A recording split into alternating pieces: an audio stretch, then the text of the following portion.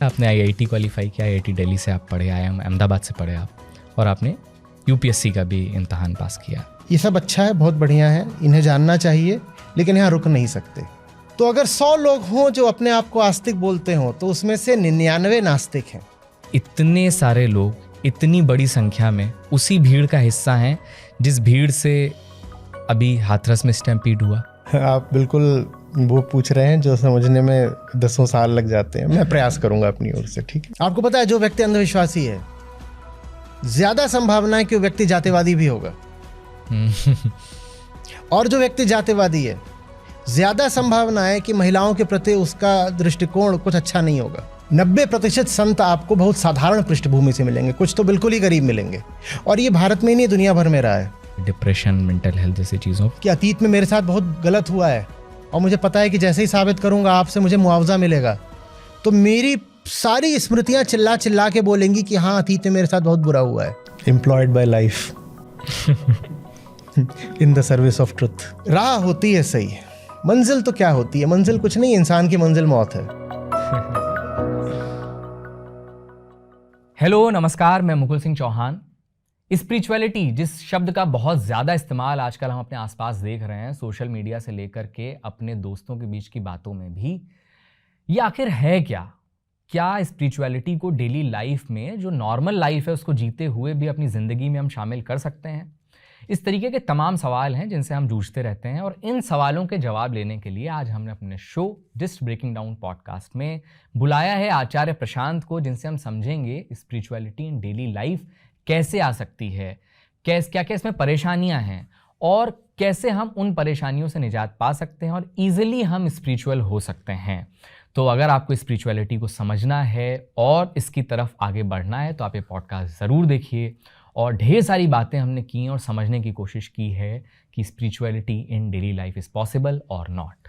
तो आइए और पॉडकास्ट एंजॉय करिए। आचार्य जी, बहुत बहुत स्वागत है सबसे पहले तो आपका जिस स्टूडियोज़ में, हमारे पॉडकास्ट शो में। और हमारे शो का नाम है ब्रेकिंग डाउन। तो आज हम कोशिश करेंगे कि स्पिरिचुअलिटी को हम ब्रेक डाउन करने की कोशिश करेंगे। और हम लोग, इतना ओवर यूज्ड टर्म हो गया है ये स्पिरिचुअलिटी, कि हम इसका मायना समझने की कोशिश करेंगे और एवरीडे लाइफ में हम इसे कैसे कैसे देख सकते हैं, वो हमारा उद्देश्य रहेगा। सबसे पहले तो आज हम पहली बार आपसे मिल रहे हैं। मैं आपके YouTube चैनल पर गया तो वहाँ एक बड़ी अच्छी लाइन लिखी हुई थी, और वो लाइन है कि धरती जहाँ आकाश से मिलती है। बड़ी काव्यात्मक लाइन लगी, और मैंने अभी पढ़ी 1-1.5 घंटे पहले, तो मुझे लगा कि सबसे पहले तो यहीं से ही बात शुरू करते हैं। इसका क्या मतलब है कि धरती जहाँ आकाश से मिलती है? जो बौद्ध साहित्य, विजडम लिटरेचर होता है, उसमें धरती प्रतीक होती है प्रकृति की, मटेरियल की, जो भौतिक संसार है उसकी, और आकाश प्रतीक होता है मुक्ति का, जिसको अनंत सत्य कहते हैं। तो इसमें आइदर और वाली बात नहीं होनी चाहिए कि या तो ये या तो वो नहीं होना चाहिए। धरती के ही माध्यम से आकाश तक जाना होता है। माने ये जो हमारा रोजमर्रा का जीवन है, मटेरियल जीवन, धरती उसका प्रतीक है ना, प्राकृतिक मटेरियल का। तो ये जो हमारा प्राकृतिक जीवन है, मटेरियल जीवन है, इसी के माध्यम से कैसे हमें जो उच्चतम हमारी संभावना है या लिबरेशन है, मुक्ति है, उस तक जाना है। तो अगर इन दोनों को अलग अलग रखा तो धरती पे जो हमारी जिंदगी है उसमें कुछ मौज आनंद आएगा नहीं। तो जीना धरती पर ही है, पर इस तरह से कि धरती आकाश से मिल जाए। ये अभी पहले सवाल के लिए थोड़ा सा शायद भारी है, अभी जब आगे बढ़ेंगे तो बात खुलेगी। जो ये इतनी अच्छी लाइन थी, मेरे जहन में यही अटक गई। मैंने कहा सबसे पहले मैं ही बात करूँगा। एक सवाल मैं पहले निजी जीवन से जुड़ा शुरू करना चाहता हूँ। हमारे बहुत सारे व्यूअर्स आपको जानते होंगे, तो मैं बताना चाहता हूँ कि आपने सबसे पहले तो 3 ऐसी चीज़ें जो हम लोगों के लिए एक मार्के की सबसे उत्कृष्ट चीज़ें कही जाती हैं, जब मैं पढ़ाई शुरू कर रहा था तो मुझे कहा गया कि सबसे पहले तुम्हारा सफल जीवन तब हो जाएगा जब तुम IIT क्लियर कर लोगे। मैंने फाउंडेशन कोर्स किया 2 साल। फिर कहा जाता है जब आप ग्रेजुएशन कर लेते हैं IIT वगैरह से, तो कहा जाता है आप IIM कर लीजिए तो आपका जीवन सफल। फिर कहा जाता है कि भाई यूपीएससी कर लिया तो सफल। तो आपने इत्तेफाकन इस सफलता के तीनों आयाम छू दिए। आपने आईआईटी क्वालिफाई किया, आईआईटी दिल्ली से आप पढ़े, आईआईएम अहमदाबाद से पढ़े आप, और आपने यूपीएससी का भी इम्तहान पास किया। फिर जब जो सफलता के सबसे उच्चतम चीज़ें कही जा रही हैं, उसके बाद फिर इस दिशा में कैसे आप आ गए? वो उच्चतम नहीं होंगी, इसीलिए जाहिर सी बात है। दुनिया भाग रही है। हाँ, दुनिया भाग रही है, अच्छा है। मैं भी उधर गया था, तो दुनिया अगर उधर जा रही है तो उसको मैं गलत तो नहीं कह सकता। मैं भी उधर गया था, लेकिन बात आपने पकड़ ली बिल्कुल। उच्चतम चाहिए होता है ना, द हाईएस्ट। तो जहाँ कहीं भी हाईएस्ट की संभावना होती है, या सुना होता है दूसरों से, या सामाजिक चलन होता है कि वहाँ जाओगे तो वो मिलेगा जो हाईएस्ट है। मैंने वहाँ जाकर देखा, हर आदमी की तरह मुझे भी हाईएस्ट की ही तलाश रही है। तो मैंने उन जगहों पर जाकर देखा जहाँ मुझे कहा गया कि हाईएस्ट मिलता है, the highest fulfilment, the highest illumination, highest Joy, उच्चतम आनंद, कि वहाँ मिलेगा। जाओ, मैं गया, वहाँ देखा और समझ में आया कि अच्छा है, ऊंचा है, पर मंजिलें अभी और भी हैं, शिखर दूसरे अभी और ऊंचे हैं बाकी। तो फिर उनकी तरफ बढ़ा। तो ये जिन 3 की आपने बात करी, ये कोई व्यर्थ नहीं गए। ये जो भी मंजिल है उसका मैं नाम पता न जानता, न शायद जाना जा सकता है। तो उसके रास्ते में 3 जैसे मील के पत्थर हों। मुकाम दूसरा है, लेकिन बीच बीच में पड़ाव तो आते रहते हैं ना। तो ये सब आते गए, ये सब मील के पत्थर हों, एक रात के आसरे हों, सराय जैसे हों, कि इनमें कुछ देर के लिए रुके फिर आगे बढ़ गए, तब तक ठीक रहता है। दिक्कत मैं सबसे कहना चाहूँगा तब आ जाती है जब हम इन्हें मंजिल समझ लेते हैं। जब हम सोचते हैं कि किसी ऊंचे संस्थान से शिक्षा ले ली और फिर उसके बाद मोटी नौकरी लग गई, या अमेरिका में जाकर सेटल हो गए, या आईएएस बन गए, या कुछ और, तो मंजिल मिल गई। नहीं, मंजिल ये है नहीं। और ये बात शायद मेरे बताने की भी नहीं है। जो इन तथाकथित मंजिलों पर पहुँचे हुए हैं उनको पता है कि यहाँ पहुँचने से बात कुछ बन जाती नहीं है। बहुत कुछ है जो अभी बाकी रह जाता है, बल्कि जितना मिला होता है उससे ज़्यादा बाकी रह जाता है। ये बड़ी मज़ेदार बात है। कितना बाकी रह गया है ये भी उनको ही पता चलता है जिन्होंने कुछ पाया है। और जितना ज़्यादा पाते जाओगे उतना ज़्यादा पता चलेगा कि अभी कितना ज़्यादा बाकी है। तो आम धारणा ये है कि किसी ऊंची जगह पर पहुंच जाओगे तो लगेगा कि अब पाना बाकी नहीं रहा। होता उल्टा है, कम से कम मेरे साथ उल्टा हुआ। जितनी ऊंचाई पर आप पहुंचते गए, और थोड़ी मेरी किस्मत अच्छी थी कि मैं छोटी उम्र में ही इन जगहों पर पहुंचता गया। जब मैंने नौकरियां भी करी तो अलग अलग सेक्टर्स में करी, तो बहुत जल्दी मैंने कई इंडस्ट्रीज़ देख ली, कई तरीके के काम देख लिए, बहुत डाइवर्स। मेरा अनुभव तो ये रहा कि जितना मैं इनको देखता गया उतना मुझे स्पष्ट होता गया कि ये सब अच्छा है, बहुत बढ़िया है, इन्हें जानना चाहिए, लेकिन यहाँ रुक नहीं सकते। तो आगे बढ़ता गया उच्चतम की तलाश। मंजिल ये नहीं हो सकती, मंजिल वो नहीं हो सकती। मैं आपके साथ आज जो बात कर रहा हूँ, मैं किसी कॉरपोरेट बोर्ड रूम में आज शाम बात कर रहा होता, मैं समझता हूँ ये बात हमारी ज़्यादा ऊंची है। तो अगर मैं उसको मंजिल बना लेता तो ये बात नहीं हो पाती। तो ज़्यादातर जो दर्शक हैं हमारे, वो तो इसी corporate board room, PPT, morning meetings, हम भी उसी में फंसे हुए हैं। तो उस जीवन से जो हम जी रहे हैं, ज़्यादातर लोग, हम सब जा रहे हैं, बहुत सारी चीज़ों से बंधे हुए हैं, मतलब सामाजिक बंधन हैं, अपने फैमिली के बंधन हैं, सबको रोज़ी रोटी कमानी है। क्या ऐसा संभव है कि ये सब करते हुए जो हम कर रहे हैं, एक सामान्य जीवन, जो ये सुख है या जो वो मंजिल है जिसकी आप बात कर रहे हैं, क्या उसको पाया जा भी सकता है ये करते हुए? नहीं, आप ऑपरेशंस की बात कर रहे हैं, कि जिसको आप दैनिक जीवन बोलते हैं ना, जिसमें आपने कहा पीपीटी आती है, मीटिंग्स आती हैं, फ़ोन कॉल्स, डिस्कशंस, टारगेट्स, ये सब आते हैं। जो कि आम नौकरियों में होता है। ये सब तो ऑपरेशंस हैं, ये सब तो काम है, ये उद्देश्य नहीं है ना। और जो काम आप कर रहे हो वो काम मैं भी कर रहा हूँ। पीपीटीज तो हमारे यहाँ भी होती हैं, प्रेजेंटेशंस भी होती हैं, मीटिंग्स भी होती हैं, टारगेट्स भी होते हैं। एक संस्था है अच्छी खासी बड़ी, तो वो भी वैसे ही चल रही है जैसे कोई ऑर्गेनाइजेशन, कोई संस्था चलती है। तो अगर कोई बस ऐसे कैमरे से देखे कि एक आम कॉरपोरेशन में क्या हो रहा है और हमारी संस्था में क्या हो रहा है, तो उसको कोई बहुत अंतर नज़र थोड़ी आएगा।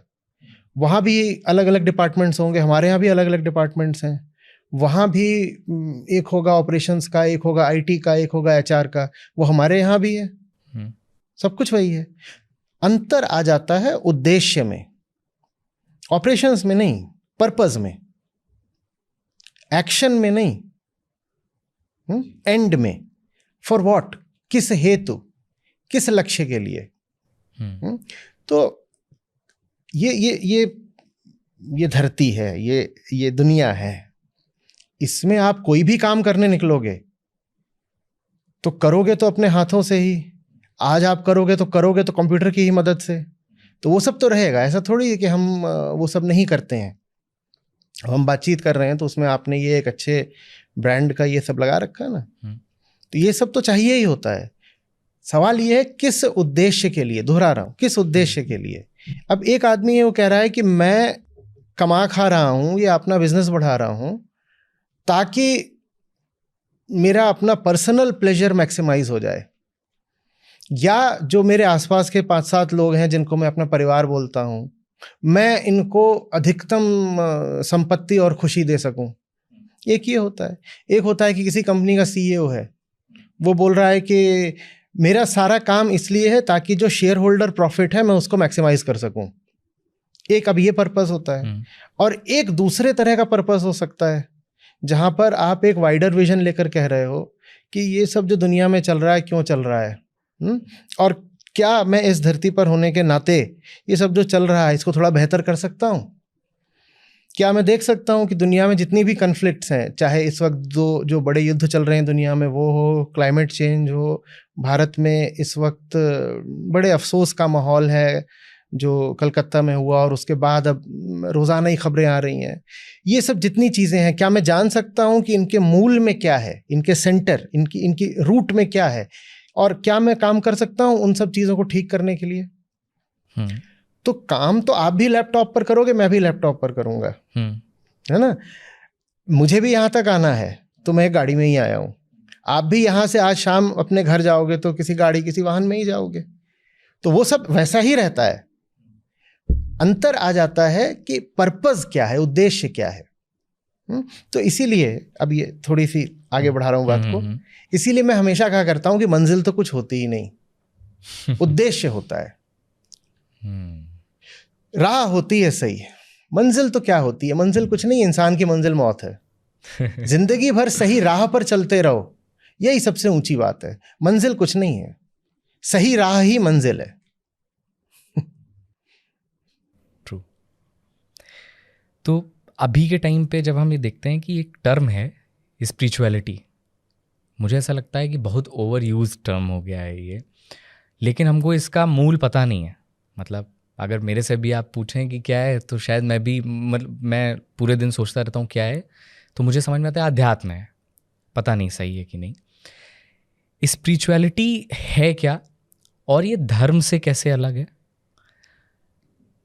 क्या जो धर्म है, क्या उसमें हर धर्म में स्पिरिचुअलिटी का सेम मायना है या डिफरेंट है? कितना समय देंगे आप मुझे जवाब देने? आप जवाब दीजिए एकदम इत्मीनान से। आप बिल्कुल वो पूछ रहे हैं जो समझने में 10 साल लग जाते हैं। मैं प्रयास करूंगा अपनी ओर से, ठीक है। देखिए, स्पिरिचुअलिटी कोई बहुत अच्छा शब्द नहीं है। अध्यात्म का हिंदी में, संस्कृत में अनुवाद स्पिरिचुअलिटी नहीं होता, ठीक है। आत्म माने मैं, आत्म माने मैं, और अध्यात्म माने मैं को और ज्यादा जानना। ये जो अधि है ना, अधि वही है जिससे अधिक आता है। अधिक माने ज्यादा, तो अधि और आत्म, अध्यात्म, अध्यात्म ठीक है। और ज्यादा जानना स्वयं को। तो उसके लिए अंग्रेजी शब्द होगा सेल्फ नॉलेज। स्पिरिचुअलिटी कुछ नहीं होता, सेल्फ नॉलेज होता है। ठीक है। ठीक है। स्पिरिचुअलिटी का तो मतलब कुछ रूह, सोल वगैरह हो गया, वो भारतीय बात है ही नहीं। अच्छा। और वो कोई गहरी बात भी नहीं है। तो सेल्फ नॉलेज, अध्यात्म होता है सेल्फ नॉलेज। मैं हूं कौन ये जानना अध्यात्म है, इसके अलावा अध्यात्म कुछ नहीं होता। मैं कौन हूं ये क्यों जानूं, ये क्या कोई दैवीय आदेश है? नहीं। मैं कौन हूं ये जानना इसलिए जरूरी है क्योंकि मैं ही तो तड़प बिलख रहा हूं। ये कौन है जिसको सारी बेचैनी है, समस्याएं हैं, तनाव है? किसको है? मुझे है। तो मेरा इलाज होना है।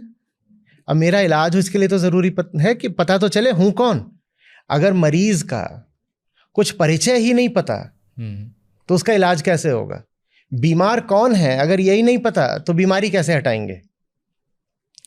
तो अध्यात्म इससे भी पहले यह बात आती है कि मैं रुग्ण हूं, माने मैं बीमार हूं, मैं परेशान हूं, मैं ठीक नहीं हूं, मैं आधा अधूरा हूं, भीतर कुछ सालता रहता है, कुछ कमी या पूर्णता, बेचैनी लगती रहती है।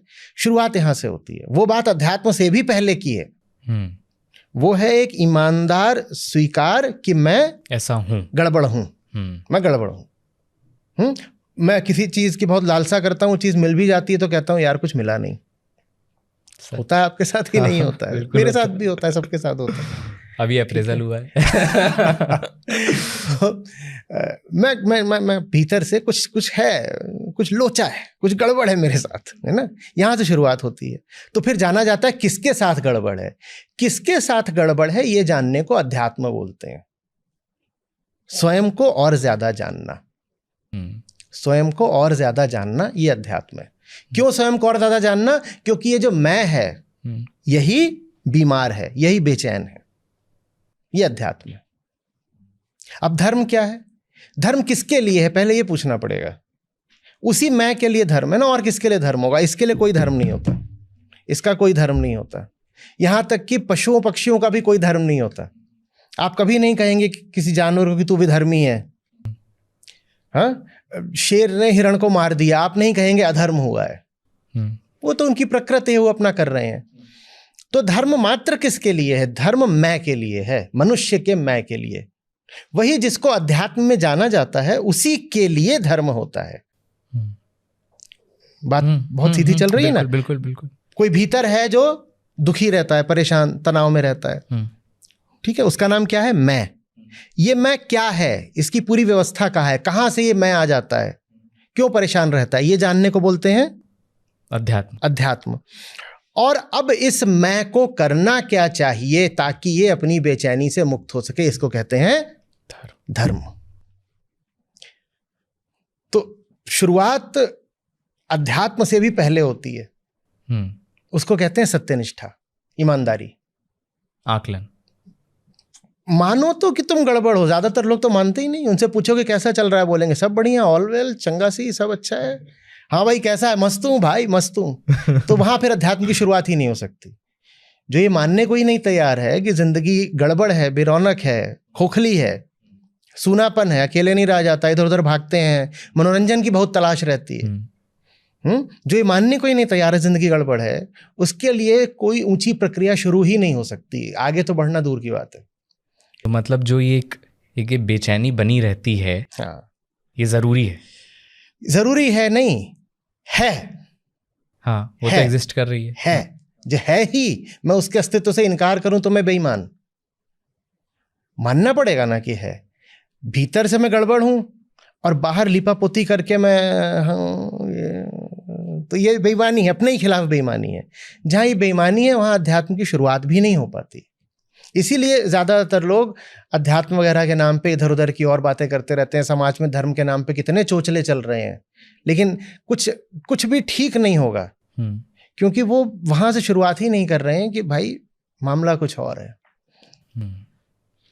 अच्छा, ये यहाँ पर एक प्रश्न दिमाग में आ रहा है कि हम अभी आसपास अपने देखते हैं तो मेरे बहुत सारे ऐसे मित्र हैं जो हम लोगों ने पहले तो जो बेसिक हम लोग को बताया जाता है घर परिवार से, जिस तरीके से धर्म हमारे अंदर आता है, जो डेफिनेशंस हमें बताई जाती हैं कि ईश्वर की पूजा, फिर हम धीरे धीरे पढ़ते हैं, समझते हैं चीज़ें और हमारे सामने पक्ष आते हैं।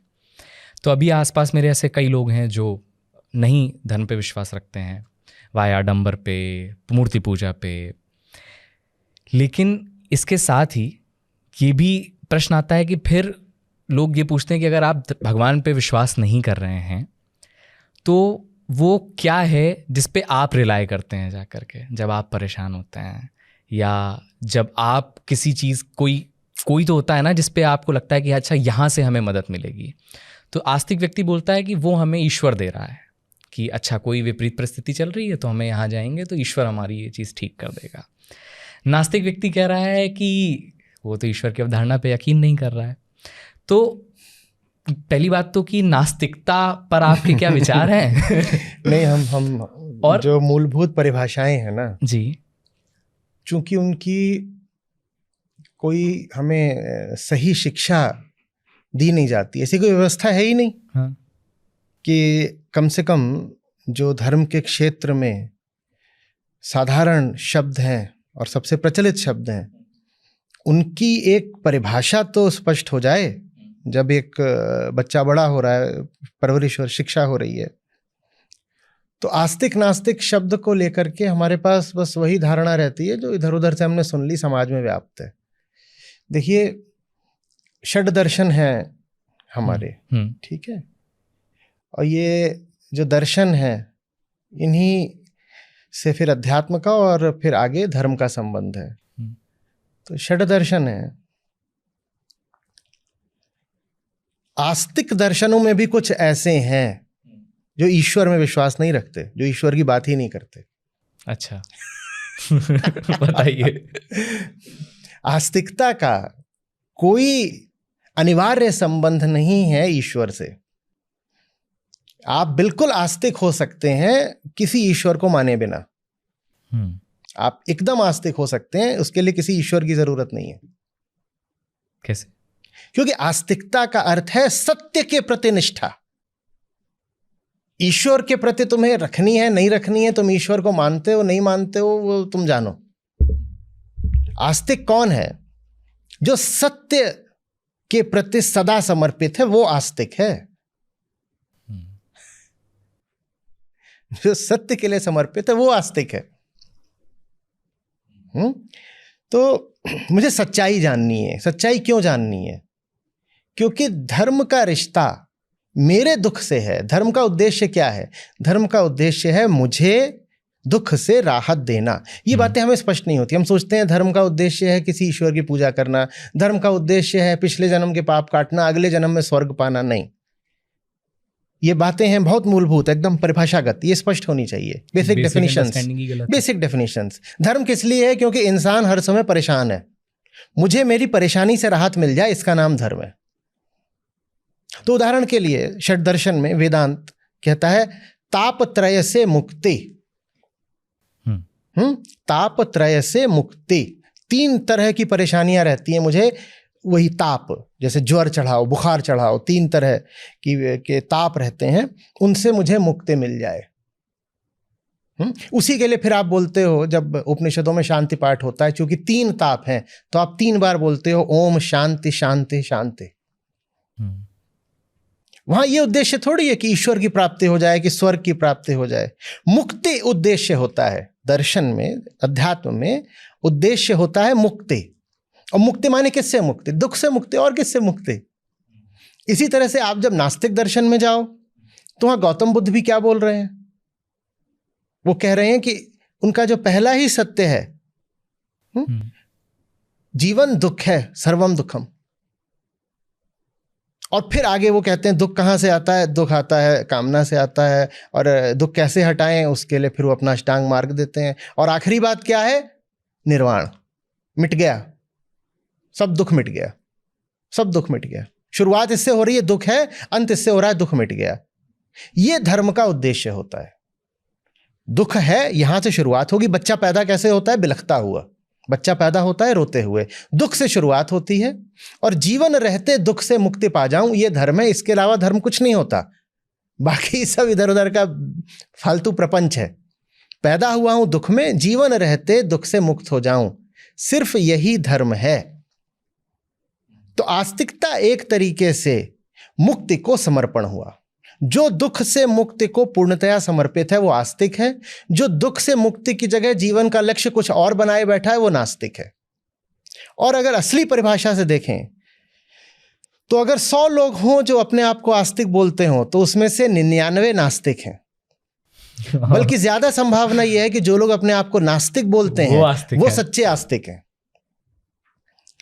आप इधर उधर जा करके तमाम तरह के कर्मकांड कर रहे हो और जिसमें कई बार बहुत अंधविश्वास शामिल है और बिल्कुल उल जलूल हरकतें कर रहे हो, इसका आस्तिकता से क्या लेना देना। मैं जीवन के भ्रमों में फंसूंगा नहीं। इंद्रियां धोखा देती हैं, आंखें धोखा देती हैं, मन अपने आप को धोखा देता है। आप न्यूरो साइंस से पूछेंगे तो वो आपको कहेगा ब्रेन स्वयं को चीट करता है। उदाहरण के लिए आपको किसी तस्वीर का 3/4 हिस्सा दिखा दिया जाए, आपका ब्रेन आपको ये नहीं बताएगा कि सिर्फ 3/4 हिस्सा दिखाया गया है। ब्रेन कहेगा आपको पूरी तस्वीर दिखा दी गई है। वो भर लेता है, वो भर लेता है। जहां पे उसको गैप्स दिखते हैं ना, वहां वो अपनी धारणा के अनुसार भर लेता है। बायसेस हम जानते ही हैं, पूर्वाग्रह कितने तरीके के होते हैं। तो हमारी जो पूरी व्यवस्था है वो ऐसी है कि हम स्वयं को ही बहुत धोखा देते हैं। आस्तिकता का मतलब है अपने आप को धोखा नहीं दूंगा, क्योंकि धोखा खाता हूं तो दुख पाता हूं। ये आस्तिकता है। और जिस फॉर्म में हमारे सामने अभी हम चीज़ें देख रहे हैं, मतलब सत्य तो वैसे अलग है, लेकिन जो दिख रहा है वो तो एकदम इससे विपरीत परिभाषा दिख रही है। इसीलिए तो नतीजा क्या आ रहा है, सच्चा आस्तिक व्यक्ति धीरे धीरे दुख से मुक्त होता जाएगा। चूंकि हम आस्तिक नहीं हैं, इसीलिए दुनिया में इतना जबरदस्त दुख है। दुनिया प्रलय के कगार पर खड़ी हुई है। हम जानते हैं क्लाइमेट चेंज क्या है, हम ये भी जानते हैं कि अगली पीढ़ी के लिए जीना बहुत मुश्किल होने वाला है। यहाँ तक कि आप युवा हो, आप अपने जीवन काल में ही आज से 10-5 साल बाद, 20 साल बाद ही ज़बरदस्त आपदाएं देखोगे। वो आपदाएं आनी शुरू भी हो गई हैं, हम उनको देख भी रहे हैं लगातार। ये दुख की ही तो निशानियां हैं। और ये दुख आ रहा है आस्तिकता के अभाव से। कौन सी आस्तिकता? वो आस्तिकता जो कहती है सच के सामने ही सर झुकेगा, झूठ पर, मान्यता पर, धारणा पर, प्रथा पर, परंपरा पर नहीं चलूंगा। हर बात में जिज्ञासा करूंगा, साफ साफ जानना चाहता हूं वहां क्या चल रहा है और यहां क्या चल रहा है। उसको भी निर्मम होकर जानूंगा और स्वयं को भी निष्पक्ष होकर जानूंगा। ये आस्तिकता है।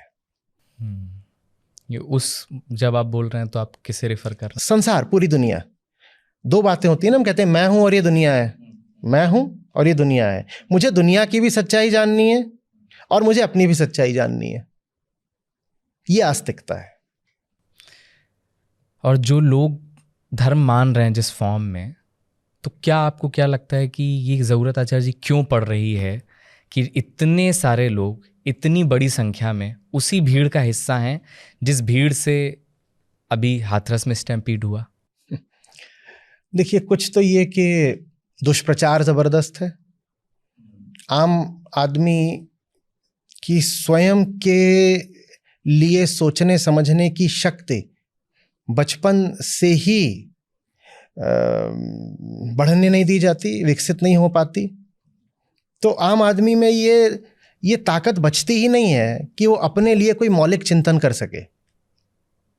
तो जैसा चल रहा होता है उसके पीछे पीछे चल देता है। वही भीड़ है, वही स्टैम्पीड है, यही सब है। और दूसरी बात यह है जिसका संबंध बाहर के किसी दुष्प्रचार से नहीं है, जिसका संबंध सामाजिक शिक्षा या परिवेश से नहीं है। दूसरी बात का संबंध हमारी अपनी शारीरिक, जैविक, बायोलॉजिकल बनावट से है। हम जैसे हैं ना विकास यात्रा में, इवोल्यूशन की जर्नी पे, हम स्वयं को धोखा देने में बड़े प्रवीण हैं। हम पैदा ही ऐसे होते हैं। कुछ तो ये कि समाज हमें भ्रष्ट कर देता है, और कुछ ये कि हम पैदा ही होते हैं झूठ के जबरदस्त बीज लेकर के। ये ऐसी कह दीजिए कि अपने भीतर हम वो जमीन लेकर पैदा होते हैं जिस पर झूठ के बीज डाले जा सकते हैं, और वो जमीन उपजाऊ है, उस पर वो बीज बड़ा वृक्ष बन जाएगा। तो दोनों कारण हैं, शारीरिक और सामाजिक दोनों, बायोलॉजिकल भी और सोशल भी। ये जो इंसान है ना, लेफ्ट टू हिमसेल्फ, वो कोई बहुत सच का प्रेमी नहीं होता है। उसको आप जैसा एक बच्चा पैदा हो, उसको आप जंगल में छोड़ दीजिए, वो कोई बहुत जिज्ञासा वगैरह नहीं करने वाला है।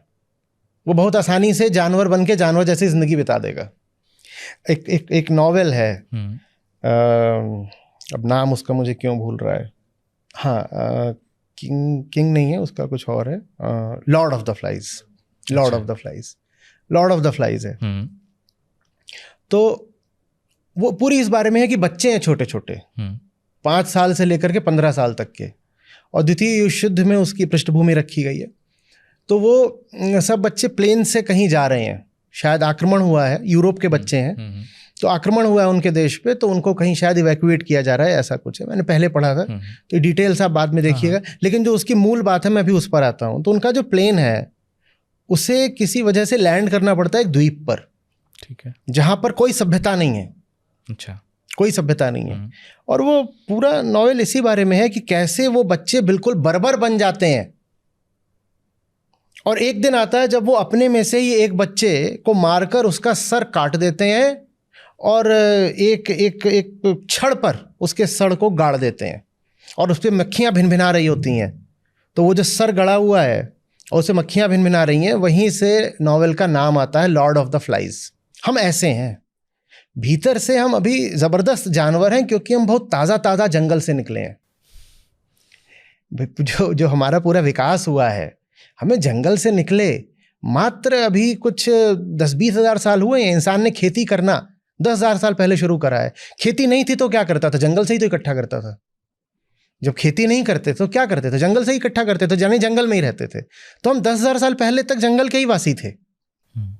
तो जंगलीपन जो है हमें बहुत है, क्योंकि 10,000 साल पहले हम जंगल से निकले हैं। लेकिन हमारा अपना एज अ स्पीशीज, एक प्रजाति की तरह इतिहास तो कई लाख साल पुराना है ना, कई लाख साल।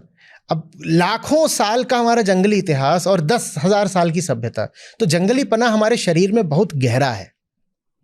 तो हम कहाँ से फिर सत्य के प्रेमी बन जाएंगे? कैसे हम बात बात में जिज्ञासा करेंगे? जानवर जिज्ञासा करता है क्या? भीतर से हम भी जानवर ही हैं, लेकिन हम जिज्ञासा कर सकते हैं। कुछ तो हम में बेहतर है जानवरों से, तभी हम जंगल से बाहर निकल के आए, हम सभ्य हुए।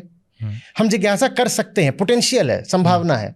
वो संभावना मूर्त कितनी होती है, साकार कितनी होती है, ये इस पर निर्भर करता है कि हमारे आसपास परिवेश कैसा है, हमारा परिवार कैसा है, हमारे शिक्षक कैसे हैं, समाज में माहौल कैसा है।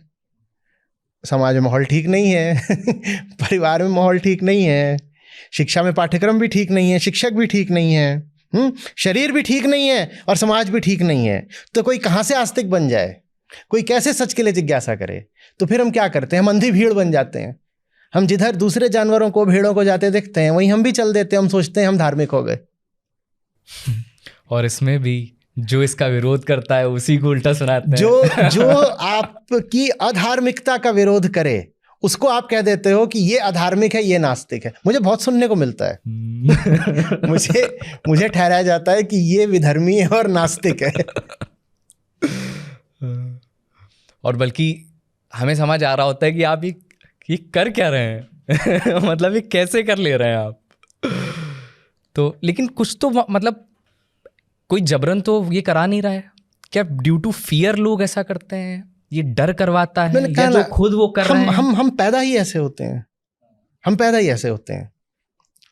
अगर आपको कोई सहारा देने वाला हाथ नहीं मिला, then you are born to suffer. आप पैदा ही होते हो सफरिंग में और ज्यादा सफर करने के लिए। हम पैदा ही ऐसे होते हैं और हमें बात मानने को तैयार नहीं है। हमें लगता है हम दैवीय हैं, हम परमात्मा के पुत्र हैं। साहब, हम जंगल के पुत्र हैं, और अगर कोई हमें प्रकाश ना दिखाए तो हम एक जंगली जानवर की तरह ही जिंदगी बिता देंगे, और वही हो रहा है। अच्छा, मैं ये भी सोचता हूँ कि ज़्यादा धार्मिक लोग क्या, जो किसका क्या कोई क्लास से भी लेना देना है। तो मैंने सोचा कि क्या जो लोग गरीब हैं वो बहुत अत्यधिक धार्मिक हैं, या धार्मिक व्यक्ति धीरे धीरे पाखंड की ओर भी बढ़ता चला जाता है कि भाई मुझे मिल जाए कुछ, ये पाने की जिज्ञासा है क्या जो धर्म की तरफ इनको ले जाती है। या कोई बहुत अमीर व्यक्ति है, क्या वो और पाने के लिए करता है? थोड़ा सा इसमें कोरिलेशन है। वो ये है कि आमतौर पर जो गरीब होता है वो अशिक्षित भी होता है। आमतौर पर अपवाद हो सकते हैं।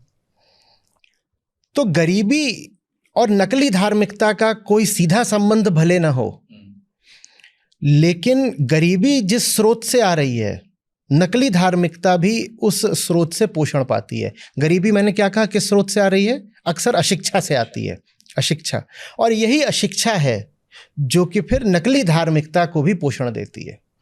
क्योंकि हमने कहा आस्तिकता, असली धर्म क्या होता है? जानना, समझना। किसको? हमने कहा था दो को जानना होता है, एक उसको और एक इसको, स्वयं को और संसार को। संसार को जानना है, स्वयं को जानना है। यही वास्तविक अध्यात्म है, यही आस्तिकता है।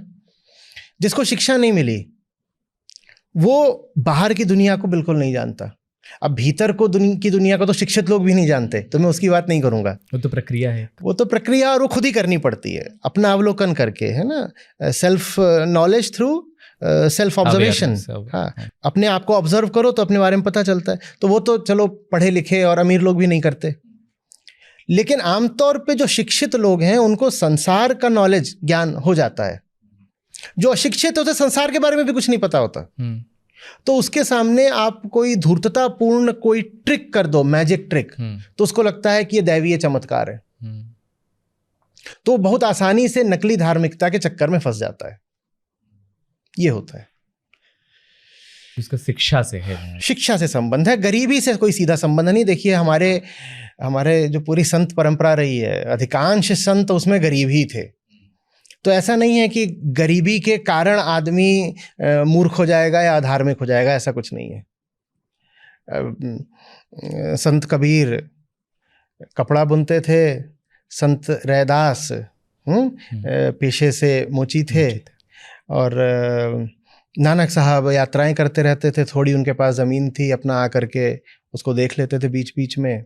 आप जितने को भी ले लीजिए, संत गरीबदास, पलटू दास, संत दादू दयाल, शायद मीराबाई अपवाद हों, पर 90% संत आपको बहुत साधारण पृष्ठभूमि से मिलेंगे, कुछ तो बिल्कुल ही गरीब मिलेंगे। और ये भारत में नहीं, दुनिया भर में रहा है। आप जापान की तरफ चले जाएंगे, वहाँ जो ज़ेन फ़कीर होते थे वो ऐसे ही हैं। आप ईरान, तुर्की की तरफ निकल जाएंगे, वहाँ सूफियों का यही हाल है। तो गरीबी की बात नहीं है, शिक्षा की बात है। शिक्षा, आप शिक्षित किस में हो। दो तरह की शिक्षाएं चाहिए होती हैं, संसार की और स्वयं की। अगर स्वयं की शिक्षा मिल गई तब तो आप आस्तिक हो ही गए, वो पहली है, सबसे जरूरी है। लेकिन अगर संसार की भी मिली हुई है तो कम से कम आप अंधविश्वासी बनने से बचे रहोगे। सबसे अभागे वो होते हैं जिनको फॉर्मल एजुकेशन भी नहीं मिली होती, वो जो स्कूल कॉलेज वाली होती है, और जिनको सेल्फ की एजुकेशन भी नहीं मिली होती, वो जो भीतरी शिक्षा होती है कि स्वयं को जानो, स्वयं को देखो। जिनको ये दोनों ही नहीं मिली होती, उन बेचारों का बड़ा अभाग होता है।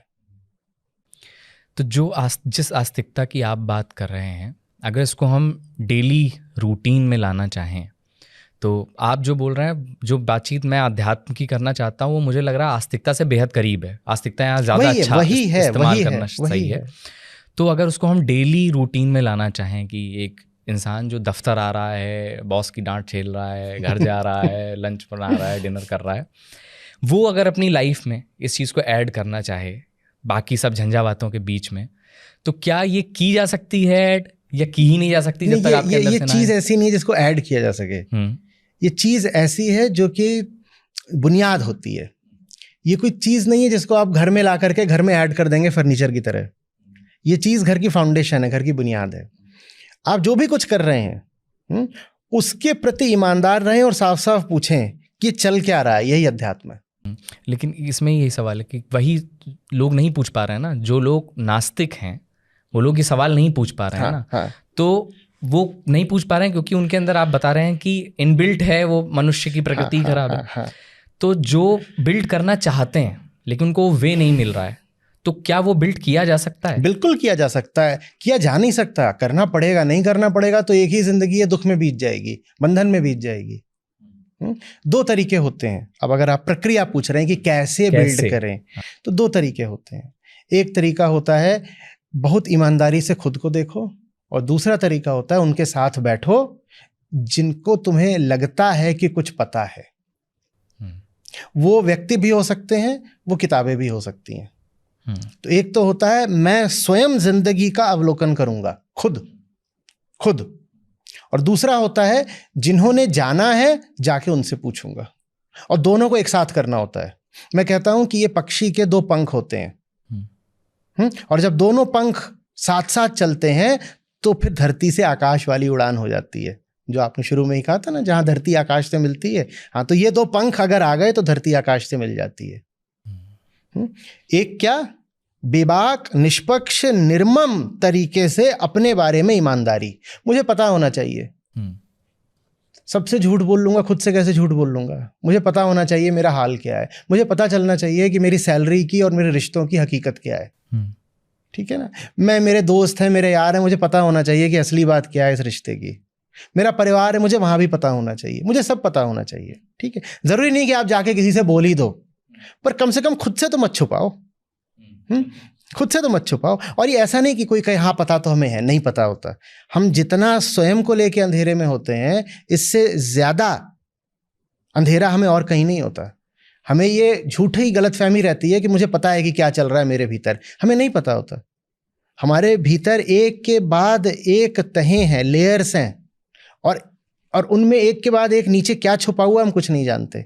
वो तभी पता चलता है जब गौर से स्वयं को देखने की आदत डालो और साहस विकसित करो। बड़ा साहस लगता है, बड़ा डर लगता है। अपनी ही अगर हकीकत पता चल गई तो जिएंगे कैसे, बड़ा डर लगता है। तो वो साहस चाहिए।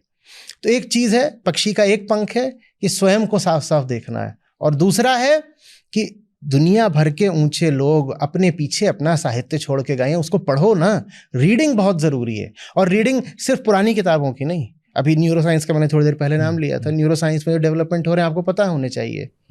साइकोलॉजी जो बात बोल रही है, फिलॉसफी जो बात बोल रही है, सोशियोलॉजी जो बात बोल रही है, और सबसे महत्वपूर्ण साइंस जो बात बोल रहा है, वो आपको पता होनी चाहिए। ये दो काम हैं जो करने पड़ेंगे किसी भी आम नौकरी पेशा आदमी को, या व्यवसायी को, या स्टूडेंट हो, या कुछ भी हो। एक तो आपकी रीडिंग बहुत ज़बरदस्त होनी चाहिए।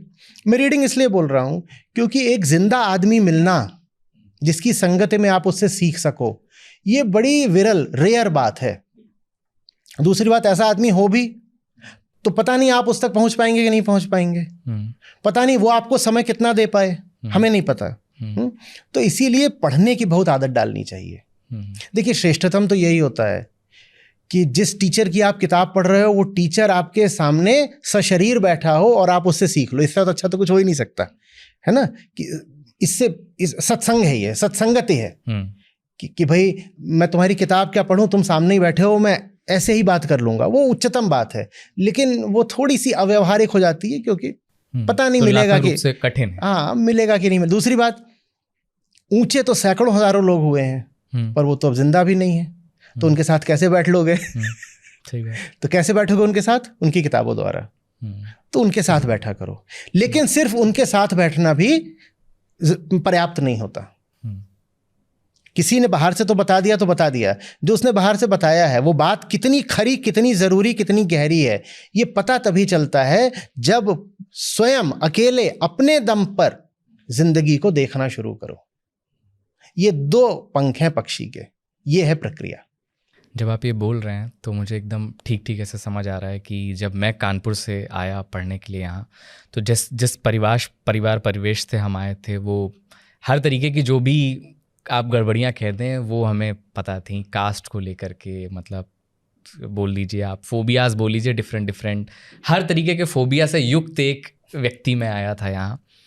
फिर जैसे जैसे मेरे सामने वो चीज़ें आती गईं, जेंडर की समझ, कास्ट की समझ, कास्ट की, क्लास की समझ जैसे जैसे आती गई, तो उसमें वो जब एक दिन वो टूटता था ना भरम, तो वो लगता था कि यार मैं कैसा हूँ, ये मतलब क्या अच्छा ऐसा है क्या। तो मैंने लिटरली अपनी बहन को फ़ोन किए हैं रोते हुए कि मैंने तो बहुत गलत किया है। अब उसमें भी ये है ना कि जब वो भ्रम टूट जाता है तो पता चलता है कि जैसे कैद की सलाख टूटी, तब तो बहुत अच्छा लगता है। लेकिन जिसका भ्रम अभी टूटा नहीं है और उसको आप कहें कि मैं तेरे भ्रम तोड़ूंगा, तो उसको ऐसा लगता है जैसे कैद की सलाख नहीं, उसका दिल तोड़ा जा रहा है। ये तो भी इसलिए आपको खुद तोड़ना है। हाँ, इसलिए अध्यात्म की प्रक्रिया अनिवार्यतः धीमी हो जाती है। लोग डर जाते हैं जब उनको बात समझ में आती है और जब उनको मुक्ति, आज़ादी का पता चलता है, तब तो वो बड़े प्रसन्न होते हैं और अनुग्रहित होते हैं, कहते हैं अरे वाह, आपने बताई बात, उससे जिंदगी बदल गई। मौज आ गई है और हर तरह से अब विकास हो रहा है, प्रगति हो रही है, तब तो बढ़िया है, ठीक है। लेकिन जो अभी कैद के अंदर ही है और कैद कोई घर समझे बैठा है, उससे कहो कि मैं तुम्हारा कैद खाना तोड़ने जा रहा हूं, तो उसको लगता है मैं उसका घर तोड़ने जा रहा हूं।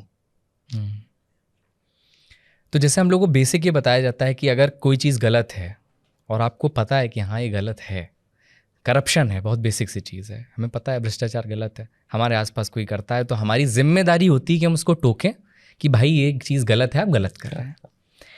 लेकिन जो धर्म से जुड़ी हुई चीज़ें हैं वो हमें पता है कि हमारे आसपास गलत हो रहा है, हमारी माँ जिस धर्म को मान रही हैं या जिसके लिए ये बल्कि हमको भी प्रेरित कर रहे हैं और हमको गलत ठहरा रहे हैं, वो गलत है, हमें इसे कॉल आउट करना चाहिए।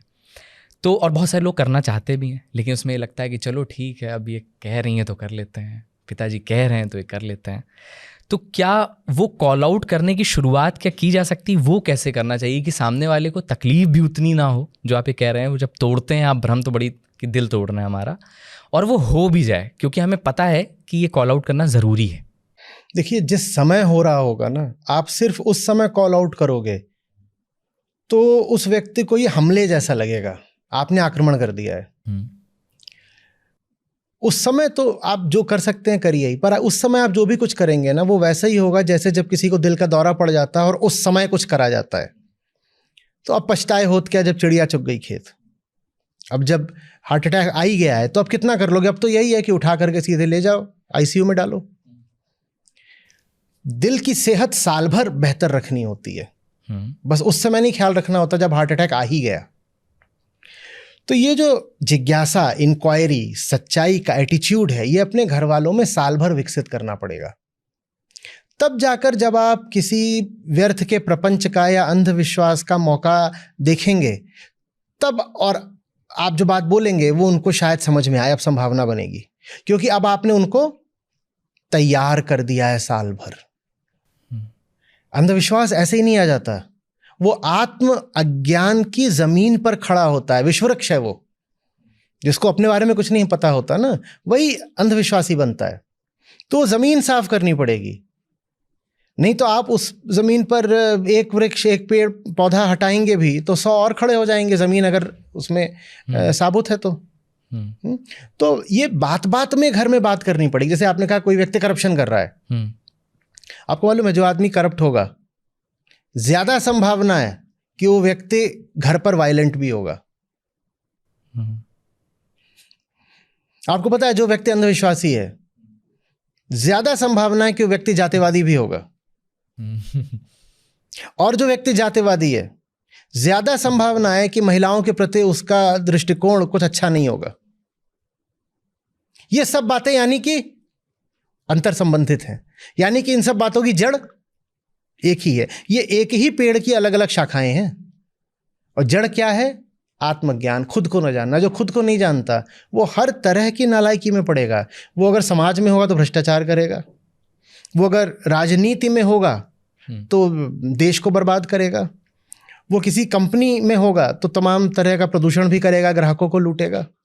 वो जिस भी क्षेत्र में होगा वो उस क्षेत्र में दूसरों का और अपना नाश ही करेगा। तो अंधविश्वास को, या जो और तमाम तरह की कुरीतियां हैं, या जो दफ्तर में माहौल रहता है कि शोषण हो गया, एक्सप्लॉइटेशन हो गया, सब किसी भी चीज को स्टैंड अलोन तरीके से नहीं देखना चाहिए। कुछ भी दूसरी चीज से अलग बात नहीं है। एक व्यक्ति दफ्तर में कैसा और घर में कैसा, इसमें कुछ रिश्ता तो होगा ना। या ऐसा होता है कि आप घर में प्रवेश करोगे और बिल्कुल दूसरे इंसान बन जाओगे, ऐसा तो नहीं हो सकता। एक आदमी है जो बॉस है, वो अगर दफ्तर में अपने सब जो सबॉर्डिनेट्स हैं उनके प्रति वायलेंट है, दमनकारी है, चिल्लाता है, तो जब घर जाएगा तो अपने बीवी बच्चों पर भी चिल्लाएगा। संभावना है कि नहीं है? अपवाद होंगे पर संभावना समझिए। कुछ होंगे एक्टर जो बहुत अच्छा एक्ट कर लेते हैं, दूसरे एक्टर होंगे कुछ ना, वो चल सकता है। लेकिन ये सब रहता है। तो हमें इन सब चीज़ों की जो साझी जड़ है, कॉमन रूट, वो समझनी पड़ेगी। वो कॉमन रूट ही आस्तिकता है। उसी आस्तिकता को आत्मज्ञान बोलते हैं। वही आस्तिकता अध्यात्म है। आत्मज्ञान ही अध्यात्म है, आस्तिकता ही अध्यात्म है। ये सब एक ही शब्द हैं, इनमें कोई अंतर नहीं है। और यही सब जब एक्शन में आ जाते हैं तो धर्म कहलाते हैं। लेकिन ये उस वाले धर्म से कोट अनकोट नहीं, मैं उस धर्म की नहीं बात कर रहा। अलग है, वो वही जो वही लोक, मैं उसको लोक धर्म बोला करता हूँ। जिस धर्म का व्यवहार आम जनता करती है, मैं उसको धर्म मानता ही नहीं, मैं उसको कहता हूँ लोक धर्म है। लोक धर्म, लोक संस्कृति, उसका वास्तविक धर्म से कोई लेना देना नहीं है। लेकिन मैं ये चीज़ बड़ी मतलब अचंभित भी कर रही है मुझे कि आपको सुनने वाले समझने वाले भी कितने संख्या में लोग मौजूद हैं, और उधर भी इतनी बड़ी भीड़ मौजूद है जो मतलब एक लाखों की तादाद में आकर के सामने बैठती है, वो तमाम तरीके के जादू देखती है, उस पर यकीन करती है, और मतलब उसको भी चलाने के बहुत सारी वो हैं, वजहें हैं। मतलब हम मीडिया के माध्यम से भी वो प्रमोट किया जाता है और वजह है। लेकिन इसे भी सुनने समझने वाले लोग बहुत सारे आ रहे हैं, धीरे धीरे खड़े हो रहे हैं। जो पूरी तरह समझते ही हों ऐसे लोग तो पता नहीं कितने, मुट्ठी भर होंगे, पर धीरे धीरे खड़े हो रहे हैं। देखिए, जो लोग मेरे पास भी आ रहे हैं या मुझे पढ़ रहे हैं या मुझे सुन रहे हैं, वो भी हैं तो इसी समाज के ना, तो वो भी धीरे धीरे बात को उन पे ऊपर अब थोड़ा थोड़ा बात खुलने लगी है। लेकिन उनकी भी पृष्ठभूमि तो यही है कि वो हमारे इन्हीं घरों से, इन्हीं सड़कों से, इन्हीं दफ्तरों से आते हैं, तो उनके भीतर भी विरोध रहता है, और उनको भी एक लंबी यात्रा करनी पड़ती है बात को पूरी तरह समझने के लिए। तो ईमानदारी से अगर आप मुझसे पूछेंगे कितने लोग हैं जो इस बात को सचमुच समझ गए हैं, अच्छा, और समझने कि मेरे पास थोड़ी एक कड़ी परिभाषा है, शर्त है, अच्छा, कि तुम समझे सिर्फ तब हो जब तुमने जीना शुरू कर दिया। नहीं तो तुमने एक सिद्धांत, एक कॉन्सेप्ट लिया है और उसको अपनी स्मृति में डाल लिया है, उसको मैं समझ नहीं मानता। जो जाना है जब उसे जीना शुरू कर दो तब मैं कहता हूं कि समझे। अगर जी नहीं रहे तो नहीं समझे। तो मेरी इस शर्त के अनुसार तो मुझे नहीं लगता कि अभी बहुत तादाद है, बहुत छोटी भी तादाद है, बस शुरुआत हो रही है। बस ये है एक प्रार्थना कि गाड़ी आगे बढ़ती रहे, आज नहीं तो कल, कल नहीं तो परसों, 100 साल बाद कभी फूल खिलेंगे। अच्छा, जब ये सारी बातें मैं कर रहा होता हूँ तो मुझे लगता है कि इसी वक्त में मेरे जैसे बहुत सारे लोग होंगे, हो सकता है कोई मेरे से बहुत टैलेंटेड लोग भी होंगे। मैं अपनी क्लास के बच्चों की बात लेता हूँ, तो मुझे ऐसा लगता है कि मेरे क्लास के बहुत सारे बच्चे हैं जो हो सकता है मेरे से भी बेहतर हों, लेकिन वो ये काम नहीं कर रहे हैं। हो सकता है वो मुझसे कम कमा रहे हों, सफलता के जो पैमाने हैं सांसारिक, उसमें भी हो सकता है वो मेरे से कमतर आके जागते हों। तो जहाँ मैं पहुँचा, यहाँ तो मेरे से कई काबिल लोग नहीं पहुँचे ना, या जिस जगह पर भी हम सब मौजूद हैं। तो फिर वो डिसाइडिंग फैक्टर फिर है क्या? मतलब जब मुझसे कोई कहता है, 2 जगहों पे मैं फंसता हूँ कि एक तो कि मेरे लिए क्या रिलाई मैं कहाँ करूँ जब मैं परेशान हूँ, जब मुझे कोई ना नज़र आए। तो एक आस्तिक व्यक्ति, कोट अनकोट सामाजिक, उसके पास तो एक सहारा है ना। उसकी समस्या पड़ी तो वो चला गया उनके पास कि भगवान बचा लो, कुछ अच्छा हुआ तो चला गया भगवान बचा लो। एक तो जो व्यक्ति ये नहीं मान रहा है वो क्या खुद के पास जाए, वो कहाँ जाए, एक सवाल। और दूसरा सवाल कि एक व्यक्ति जो पैदा हुआ किसी गरीब घर में, वो उसका पैर खराब है, कुछ ऐसी समस्या है उसके आसपास, तो वो मैं क्यों नहीं हुआ? इन 2 चीज़ों का मुझे जवाब नहीं समझ आता। पहली बात ले लेते हैं पहले कि कहाँ जाएं अगर समस्या है। समस्या के पास जाएं अगर समस्या है, और कहाँ जाएंगे? समस्या से ही तो दुख है ना। जो चीज़ परेशान कर रही है उसी को तो जाके देखोगे। समस्या से दूर भागने से समस्या थोड़ी सुलझ जाएगी। समस्या यहाँ है और मैं भागूं वहाँ, तो समस्या तो अपनी जगह कायम रहेगी ना। जब समस्या हो तो समस्या से डरा नहीं जाता है, समस्या के और पास जाया जाता है। समस्या के भीतर ही समाधान मौजूद होता है। आपको गणित में समस्या दी जाती थी ना, हमने बोलते भी थे प्रॉब्लम्स। तो क्या करते थे? प्रॉब्लम बहुत कड़ी है तो उधर देखना शुरू कर देते थे। ये मैथ्स की प्रॉब्लम रखी है और ये आपको लग रहा है बड़ी कठिन है, तो क्या करें? उसमें और घुस जाते थे ना पूरे तरीके से, और फिर क्या पाते थे? उसी के भीतर से समाधान निकल आया। समाधान कहीं और से आता था, उसी के भीतर मौजूद है। तो कहीं और नहीं भागना होता, किसी और की शरण नहीं चाहिए आपको। समस्या है तो समस्या की ही शरण में चले जाओ, समाधान प्रकट हो जाएगा। लेकिन जब समस्या से सामने आ जाए समस्या सामने आती है तो हम मुंह पीछे कर लेते हैं ना, हम डर जाते हैं। भगवत गीता है, कृष्ण कहते हैं उसमें कि यही सब कुछ जो है, इसी को अगर तुमने ठीक से समझ लिया तो सत्य तक पहुंच जाओगे। वहां वो स्वयं को सत्य के प्रतीक या प्रतिनिधि के रूप में सामने रखते हैं, तो कहते हैं मुझ तक पहुंच जाओगे। और जो इससे भागेगा, इधर उधर मुंह छुपाएगा, बेकार के प्रपंच करेगा, वो अपनी समस्या में कैद रहेगा और जीवन छोटा सा है, समस्या में ही बीत जाएगा। तो ये तो पहली बात हो गई। दूसरी बात आपने कही कि अगर कोई अपंग पैदा ही हो गया है तो कि मतलब जो हो रहा है कोई, मतलब ये पॉइंट है कि कोई तो है जो निज़ाम हस्ती चला रहा है। नहीं, कोई नहीं चला रहा है, इसमें कोई बात नहीं है। आप ऐसे बीज लें और ऐसे आप बिखेर दें, उसमें से कुछ पैदा होंगे, कुछ नहीं पैदा होंगे। आप जाएं और मिट्टी पर ऐसे जोर से ऐसे छींट दें बीजों को, कुछ पैदा होंगे, कुछ नहीं होंगे। जो पैदा होंगे वो भी सब अलग अलग तरीके से पैदा होंगे, कोई लंबा जाएगा, कोई छोटा रह जाएगा। उसमें जो हस्ती है उसको चलाने के लिए हस्ती से अलग कोई नहीं चाहिए, हस्ती स्वयं को चला रही है। आप कर्म करो तो कर्मफल देने के लिए कोई तीसरा थोड़ी चाहिए। कर्म करा है तो कर्मफल मिल जाएगा। एक बात बताओ, आप गेंद ऊपर उछालो, आप आस्तिक आदमी हो तो गेंद नीचे आएगी, और आप नास्तिक आदमी हो तो गेंद उछालोगे तो क्या आसमान में चढ़ जाएगी? वो भी नीचे आएगी। ये इसको मानिए कर्म, और गेंद का नीचे आना मानिए कर्मफल। तो आस्तिक हो या नास्तिक हो, कर्म है तो कर्मफल होगा, इसमें किसी तीसरे की जरूरत नहीं है। लेकिन हर बार तो कर्म करने पे कर्मफल नहीं मिलता ना। जैसा कर्म होता है कर्मफल मिलता है। बस बात यह है कि जो फल मिल रहा है वो किसी एक कर्म पर आश्रित नहीं होता।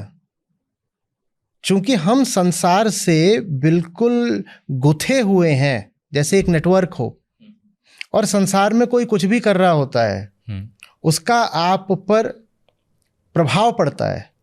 वैसे ही संसार में अगर किसी ने कोई गलती भी करी है तो उसका भी आप पे प्रभाव पड़ेगा। तो मिलता तो आपको कर्मफल ही है, लेकिन दिक्कत है कि आप सोचते हो कि आपको सिर्फ अपने कर्म का फल मिलता है, आपको सिर्फ अपने कर्म का फल नहीं मिलता। अब ये यहाँ पर पीछे हैं, ये कोई अभी गलती कर रहे हो, तो हो सकता है उसका फल मुझे मिल जाए, तो मुझे फल तो मिल गया, लेकिन मैं कहूँगा मैंने तो करा नहीं। वहाँ गलती मैं की परिभाषा में है। आप सोचते हो आप एक इंडिविजुअल, सेपरेट, आइसोलेटेड यूनिट हो, आप नहीं हो। आप सबसे मिले जुले हो, तो सबके कर्मों का फल आपको मिलता है और आपके कर्मों का फल सबको मिलता है। तो फिर ये तो हमारे कंट्रोल में ही नहीं है। आप ही नहीं हो। ये जो मैं है ना, जो अपने आप को इंडिविजुअल सोचता है, जो अपने आप को सेपरेटेड सोचता है, यही झूठ है। यही तो जाना जाता है अध्यात्म में कि जब मैं को खोजा जाता है तो पता चलता है ये पगला झूठा है, बिल्कुल ये है ही नहीं। हम जब कर्मफल तलाशते हैं कि मेरे साथ ऐसा क्यों हुआ, तो हम कहते हैं मैंने अच्छा किया, मैंने अच्छा किया, मैंने अच्छा किया, तो मेरे साथ बुरा क्यों हुआ? तो उसमें हम बस ये देख रहे हैं ना कि जैसे मैं हूं, मैं एक क्लोज्ड सिस्टम हूं, तो मैंने अच्छा करा तो मुझे अच्छा मिलना चाहिए, मैंने अच्छा करा मुझे अच्छा मिलना चाहिए। आप एक क्लोज्ड सिस्टम नहीं हो, आप एक ओपन सिस्टम हो। आप दूसरों के साथ यूनाइटेड हो, आप एक हो। तो आप पर जो असर आएगा वो आपका तो आएगा ही, दूसरों के किए का भी असर आप पे आता है। इसीलिए दुनिया में भी जो चल रहा है उसको ठीक रखना जरूरी है। आपके घर में आग लगी, जरूरी नहीं है कि आप लापरवाह थे, आपने आग लगाई है। हो सकता है पड़ोसी लापरवाह हो, उसने अपने घर में आग लगा दी, आपके घर में भी आग लग गई।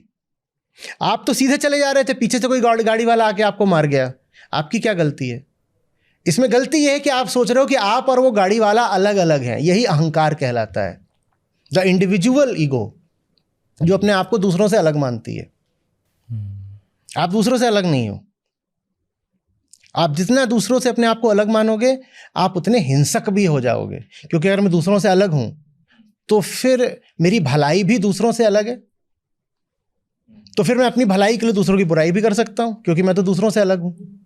पर अगर मुझे पता चल जाए कि मैं और सामने वाला हम गुथे हुए हैं, हम परस्पर एक हैं, तो फिर मैं दूसरे की बुराई नहीं कर सकता, मैं दूसरे का अहित नहीं कर सकता, क्योंकि अब मैं उसका अहित करूंगा तो उसका अर्थ होगा मेरा अपना अहित, मेरा अपना अहित। ये बात हम समझते नहीं है। तो हम बार बार इंडिविजुअल के स्तर पर बात करते हैं कि मैंने ऐसा करा तो मुझे ऐसा फल मिला, मैंने ऐसा करा तो मुझे ऐसा हुआ। जो इंडिविजुअल है, यही तो फंडामेंटल मिथ है ना, यही तो झूठ है। लेकिन फिर इसके साथ तो सरवाइव करना बहुत ही डिफिकल्ट है। मतलब मान लीजिए कोई मेरे साथ गलत व्यवहार कर रहा है, मैं उसके साथ अच्छा व्यवहार कर रहा हूँ, ठीक है, मैंने माना कि ये मेरा कर्तव्य है कि मुझे अच्छा व्यवहार करना चाहिए। लेकिन अगर रिपीटेटिव गलत व्यवहार सामने से आता है तो इसको किस हद तक मतलब व्यवहारिकता में, प्रैक्टिकलिटी में हम किस हद तक सहन कर सकते हैं? जो आपके साथ गलत व्यवहार कर रहा है और आप लगे हुए हैं कि मैं दुनिया में कोई अच्छाई करूं, वो आपको अच्छाई करने से रोक रहा है ना, तो आप अगर वहां उससे इंडिविजुअल रिटेलिएशन के खेल में पड़ गए तो आप अभी भी अपने इंडिविजुअल सेल्फ की ही इच्छा पूरी कर रहे हो। इसने मेरे साथ गलत करा, मैं इसके साथ गलत करूंगा। लेकिन जब आप ये देखते हो कि आपका दायित्व तो बस इस बंदे के प्रति नहीं है, पूरी दुनिया के लिए है, तो आप कहते हो कि इससे बदला चुकाने के फेर में जो मैं दुनिया भर में और अच्छे ऊंचे काम कर सकता था, उन कामों से मैं वंचित रह जाऊंगा। तो आप कहते हो मेरी जिम्मेदारी इतनी थोड़ी है कि ये गलत व्यवहार कर रहा है तो मैं सही व्यवहार करूं या ये करूं या वो करूं। मेरी अकाउंटेबिलिटी पूरी दुनिया के लिए है। ठीक है, तो फिर आपका फैसला बदल जाता है। तो ऐसी परिस्थिति में फिर डील कैसे करें? आप एक बात बताओ, मैं किसी ऐसी मीटिंग के लिए जा रहा हूँ, मान लीजिए 500 लोगों की मेरी संस्था है, मैं किसी ऐसी मीटिंग के लिए जा रहा हूँ जिससे इन 500 लोगों पे फर्क पड़ना है और इन 500 लोगों के माध्यम से 5 करोड़ लोगों पे फर्क पड़ना है। तभी कोई एक व्यक्ति आता है, वो अनाप शनाप व्यवहार करना शुरू कर देता है। ठीक है, मैं क्या करूं? इग्नोर। अब यहां पे बात अन्याय की लगेगी। अच्छा, तो इसका मतलब कि जितने अपराधी लोग हैं उनको इग्नोर करते चलें, क्या करते चलें? वो बात फिर व्यापक हो जाती है। बात फिर ये हो जाती है कि जब आप जा करके दुनिया को ही बेहतर बनाते हो तो आप अपराधी के पांव के नीचे से जमीन खींच लेते हो। अपराधी को भी खड़े होने के लिए अपराध की जमीन चाहिए होती है। जब समाज ही बिल्कुल ठीक हो ना, तो फिर उसमें अपराधी खड़ा भी नहीं हो पाएगा। बहुत जबरदस्त शांति प्रयास करे थे श्री कृष्ण ने। दुर्योधन के पास वो स्वयं बनकर गए थे पांडवों के प्रतिनिधि कि आओ शांति कर लें। दो न्याय अगर तो आधा दो, उसमें भी कर कोई बाधा हो तो दे दो केवल 5 ग्राम और रखो अपनी धरती तमाम।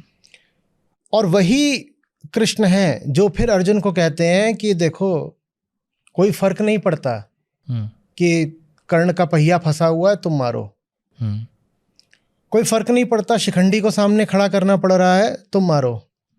कोई फर्क नहीं पड़ता अश्वत्थामा के बारे में झूठ बोलना पड़ रहा है, तुम मारो। कोई फर्क नहीं पड़ता दुर्योधन की जांघ तोड़नी पड़ रही है, तुम मारो। यही कृष्ण है जो वहां जाके खड़े हो गए थे, कह रहे थे कि पूरा हस्तिनापुर रख लो और 5 गांव दे दो, हमें लड़ाई नहीं करनी है। तो इसको हम क्या कहें? हम कहें कि अरे कृष्ण की नीति ऐसे बदल गई? नहीं, नीति नहीं बदल गई, पर्पस। हाँ, पर्पस एक ही था। पर्पस पहले ये था कि क्या किसी तरीके से दुर्योधन को सद्बुद्धि आ सकती है। बात सिर्फ उधर के 100 इधर के 5 भाइयों की नहीं है, बात हस्तिनापुर की पूरी जनता की है। क्या एक बड़ा हत्याकांड बचाया जा सकता है? जब दिखाई दिया कि नहीं, दुर्योधन तो इतना दुर्बुद्धि है कि अगर इसको राजा बनने दिया तो ये तो अपनी पूरी प्रजा को ही बर्बाद कर डालेगा। यथा राजा तथा प्रजा, ये तो फिर उन्होंने कहा नहीं, लड़ाई करनी है, और लड़ाई भी ऐसी करनी है कि इनका वध आवश्यक है, मारे बिना भी काम नहीं चलेगा। तो इसमें कोई एक नीति नहीं हो सकती है। मैं कोई बहुत अच्छी किताब पढ़ने में मग्न हूं, आप आकर के मान लीजिए गाली गलौज करते हैं मेरे साथ, मेरी पहली कोशिश ये होगी कि मैं आपकी उपेक्षा करूं। उसके बाद भी आप गाली देते रहेंगे तो मेरी कोशिश ये होगी कि शायद मैं कहीं और जाकर बैठ जाऊं। फिर एक बिंदु आएगा जब मुझे पता चलेगा कि आप मेरे ही नहीं, उस किताब के भी खिलाफ हैं, कि आप चाहते ही नहीं कि कोई भी व्यक्ति उस किताब को पढ़े। तब मैं कहूंगा कि इस व्यक्ति का अपनी हरकतों पर कायम रहना सबके लिए ही गड़बड़ है। पूरी दुनिया के लिए गड़बड़ है, तो अब मैं आपकी तरफ थोड़ा ध्यान दूंगा। अब जब ध्यान दूंगा तो पहली कोशिश ये होगी कि प्रेम से समझा दूं, ये तक करूंगा प्रयास कि कहूं कि ये किताब जो मैं पढ़ रहा हूं देखो तुम भी इसका स्वाद लो, क्या पता तुम में ही। जब बात बढ़ते बढ़ते बढ़ते और आगे बढ़ जाएगी और मुझे दिखाई पड़ेगा कि ये जो व्यक्ति है ये तो अब चुन ही चुका है कि इसे किसी भी तरह की शांति प्रियता भंग करनी है, कोई विद्या ले रहा हो, ज्ञान ले रहा हो, इसे उससे चिढ़ लगती है, तो फिर मैं उसके आगे का कोई प्रयास करूंगा। तो इसमें कोई एक नियम नहीं हो सकता। ये बात इसकी है कि आपका उद्देश्य क्या है, केंद्र में पर्पस। हाँ, आपके पास जब अपने सही उद्देश्य के लिए गहरा प्यार होता है तो आप ये भी जान जाते हो कि दुनिया आपसे जो भी व्यवहार कर रही है उसका जवाब क्या देना है। आप एंट्रेंस एग्जाम दिए होंगे। आप जब एंट्रेंस एग्जाम दे रहे थे, एंट्रेंस एग्जाम भारत में ज्यादातर गर्मियों के दिनों में होते हैं, तो आपके परीक्षा केंद्र में पंखा आवाज कर रहा हो, करता है, स्कूल वगैरह में बनते हैं सेंटर्स, वो पंखा आवाज कर रहा है, आपने पंखे की उस आवाज को खुद को डिस्टर्ब करने की कितनी इजाजत दी? और अगर दी तो आपका सिलेक्शन नहीं होगा। तो मेरे पास अगर एक स्ट्रांग पर्पस है तो मैं दुनिया को ये इजाजत नहीं दूंगा कि वो आके मुझे विचलित करे, डिस्टर्ब करे। लेकिन अब पंखा गिरी पड़े ऊपर से नीचे तो फिर मैं कुछ और करूंगा। तो कोई एक नियम नहीं बनाया जा सकता। बात यह है कि मैं जो भी करूंगा, लेकिन नियम यह है कि अपने पर्पस के लिए करूंगा, ये नियम है। व्यवहार के तल पर, कर्म के तल पर कोई पर्पस नहीं हो सकता, कोई नियम नहीं हो सकता। मैं क्या करूंगा इसका कोई नियम नहीं हो सकता, मैं किसके लिए करूंगा इसका नियम हो सकता है। उसका नियम क्या है? जो भी करो हाईएस्ट के लिए करो। एक बार ये पक्का है कि मैं किस के लिए कर रहा हूं, किस पर्पस के लिए कर रहा हूं, उसके बाद तुम कुछ भी कर सकते हो, सब जस्टिफाइड है। तुम वहां पर जाकर के ऐसे शांतिदूत बन के खड़े हो जाओ, वो भी ठीक है, और तुम कहो पार्थ मार, वो भी ठीक है। तो purpose is important, the purpose is sacrosanct. Purpose होना चाहिए, the purpose will decide the action.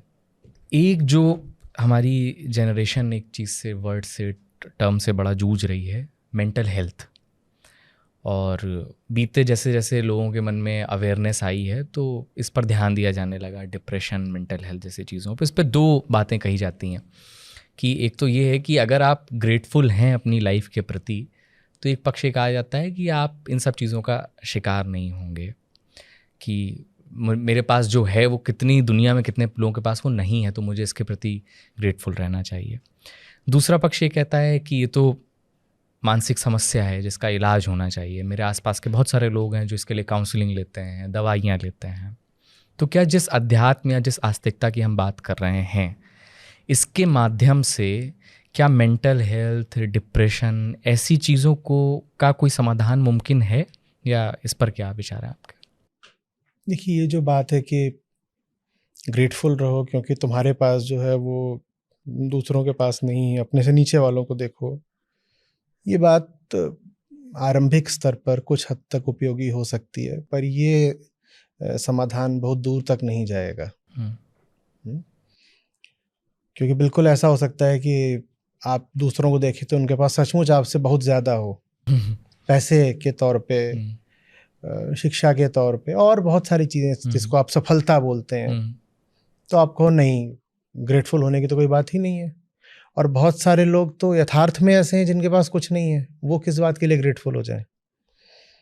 तो ये बात बहुत दूर तक नहीं जाएगी। अध्यात्म इसमें मन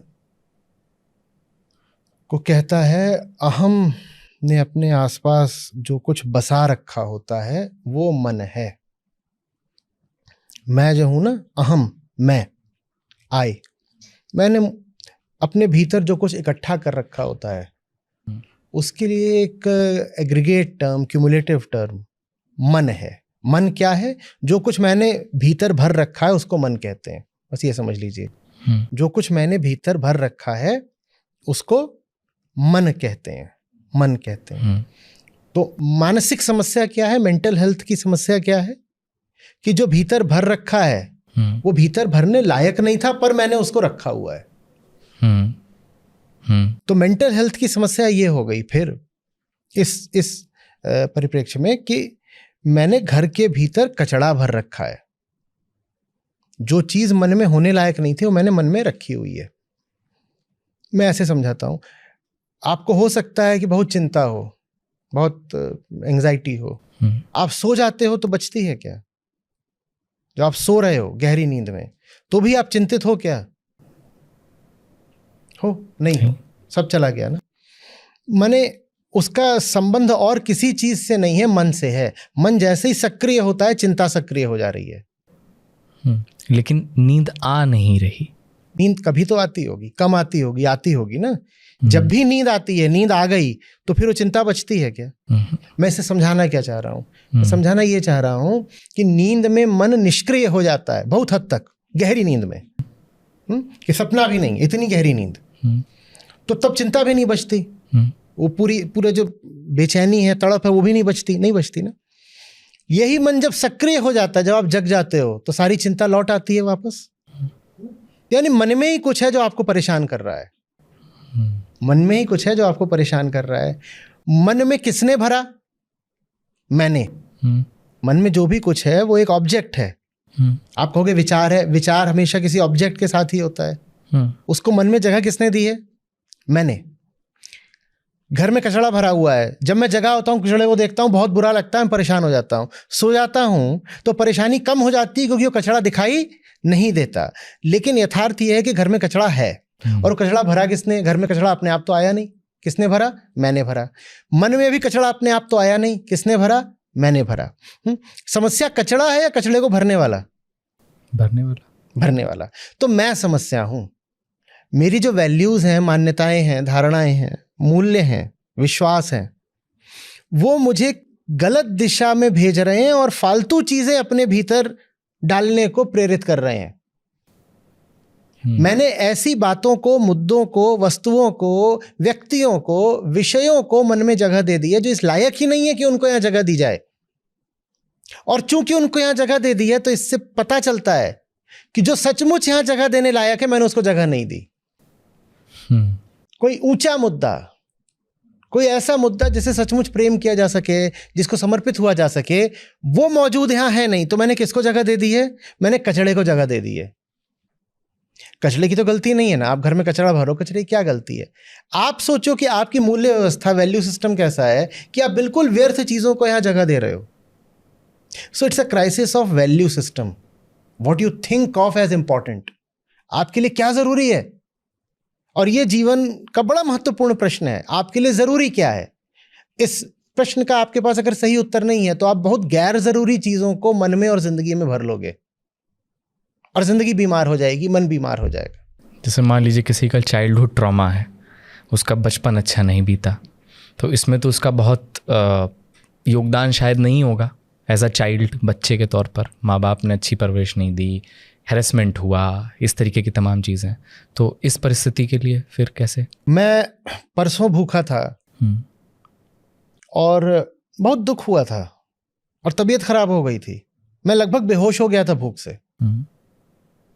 और फिर उसके बाद जिन्होंने मुझे खाना दिया उन्होंने गलत खाना दे दिया था, उससे पेट भी खराब हो गया। ये सब परसों हुआ था मेरे साथ। अभी मेरे सामने बहुत अच्छा खाना रखा हुआ है, बहुत सुंदर खाना रखा हुआ है। मैं उसको खाऊं या परसों की बात सोचूं? ये अभी जो मेरे सामने खाना रखा है ये वर्तमान कहलाता है। अगर मैं वर्तमान के प्रति ईमानदार हूं तो मैं अतीत की छवियां कितनी याद रखूं? कहीं ऐसा तो नहीं कि वर्तमान में जो सही काम करा जा सकता है, जो सही और खुला जीवन जिया जा सकता है, उससे बचने के लिए ही मैं अतीत को जबरदस्ती याद रखता हूं। हम ये तो बोलते हैं कि अतीत में मेरे साथ ऐसा हुआ था, और देखिए सबके ही अतीत में कुछ ना कुछ गड़बड़ हुआ होता है, किसी के बहुत ज्यादा भी हुआ होता है, मैं बिल्कुल मानता हूं, मैं इस पे असंवेदनशील नहीं हो रहा हूं। लेकिन ये जो इतनी बड़ी संभावना है जो अभी प्रस्तुत है, जिसका नाम वर्तमान है, हम उसको कितना भुला दें और बस अतीत को याद रखें। और ये भी मत भूलिए कि मन न तो पूरे तथ्य देख सकता है, न पूरे तथ्य याद रख सकता है। आप अभी भी, क्या मेरी पूरी बात सुन पा रहे होंगे? नहीं, बिल्कुल भी नहीं, कोई भी नहीं सुन पा रहा होगा। आप एक किताब पढ़ लेते हैं, उसी किताब से भी प्रश्न आ जाए, आप गलत कर देते हो। क्या आपने किताब सचमुच पूरी पढ़ी थी? पर हमें लगता है हमने पढ़ ली। वैसे ही किसी भी क्षण में पूरी बात क्या है हमें नहीं पता होती, हमें पता ही नहीं है। तो 100 में से 50 तो हमें पता चला, और उस 50 में से भी 25 हमने याद रखा। लेकिन कहानी हमने पूरे 100 की बना दी। तो 75 कहां से आया? वो 75 हमारी कल्पना से आया। वो कल्पना किस ध्येय से है? वो कल्पना बस इस ध्येय से है कि अभी जैसा मैं हूं, जो मेरा अहम है, वो प्रिजर्व्ड रहे। पास्ट की मेमोरी क्रिएट की जाती है वर्तमान के सेल्फ प्रिजर्वेशन के उद्देश्य से। मैं फिर पूछ रहा हूं, वर्तमान में ही आपके सामने जो है, आपने कितना देख लिया? कुछ नहीं देख लिया। अतीत में भी आप ऐसे ही थे। तो अतीत में भी आपने कितना देख लिया था? बहुत कम देख लिया था। उसमें से फिर याद कितना रहेगा? बहुत कम याद रहेगा। लेकिन जो ब्रेन है ये फिल इन द ब्लैंक्स कर देगा। ये नहीं मानेगा कि ना मैंने देखा ना मुझे कुछ याद है। ये कहेगा मैंने सब देखा और मुझे पक्का पता है। ये पूरे फिल इन द ब्लैंक्स कर देगा। किससे? कल्पना से। उस कल्पना का पर्पस क्या होता है? उस कल्पना का पर्पस ये होता है कि अभी जो मेरी डिजायर्स हैं, मैं उसके अनुसार पास्ट की मेमोरी को क्रिएट कर लूं। मैं एक उदाहरण देता हूं। मैं भेड़िया हूं, आप मेमने हैं। मैं भेड़िया हूं, आप मेमने हैं। आप मेरे सामने हो। अभी मुझे बिल्कुल याद आएगा कि 6 महीने पहले इस मेमने के माँ बाप ने मुझे गाली दी थी। क्यों याद आएगा? क्योंकि अभी मेरी डिजायर ये है कि उस मेमने को खा जाऊं। तो अभी की डिजायर को जस्टिफाई करने के लिए जरूरी है कि पास्ट की एक मेमोरी आर्टिफिशियली क्रिएट की जाए। जैसे ये डिजायर मुझ पे चढ़ेगी ना, मुझे इस मेमने को खाना है, तो मुझे डिजायर को जस्टिफाई तो करना है ना। तो मैं पास्ट की एक बड़ी भारी मेमोरी क्रिएट करूंगा कि ये जो मेमना है ना, इसके माँ बाप थे, उस माँ बाप ने मुझे गाली दी थी, तो आज मैं उस गाली का बदला निकालूंगा, मैं इस मेमने को मार दूंगा और ये बात न्यायोचित होगी। मैं फिर बोल रहा हूं, अतीत में अच्छा बुरा हुआ होता, और मैं उससे इनकार नहीं कर रहा हूं, बिल्कुल हुआ होगा। लेकिन मुझे ये बताइए कि वर्तमान में क्या हो रहा है, इसकी बात कौन करेगा? ये जो है, ये ईसोप हैं, उनकी एक कहानी है जिसका एक रूपांतरण मैंने आपको सुनाया। वो बिल्कुल यही है कि एक मेमना और एक भेड़िया एक नदी किनारे खड़े हैं, दोनों पानी पी रहे हैं। भेड़िया इधर खड़ा है, मेमना उधर खड़ा है। नदी ऐसे बह रही है, ये रहा भेड़िया, ये रहा मेमना। भेड़िया मेमने से बोलता है, क्यों मेमने, तू अपना जूठा पानी पिलाएगा मुझको अब? मेमना बोलता है, अरे सरकार, नदी तो उधर से इधर को आ रही है, मैं आपका जूठा पी रहा हूं, मैं कैसे आपको अपना जूठा पानी पिला दूंगा? तो भेड़िया कहता है,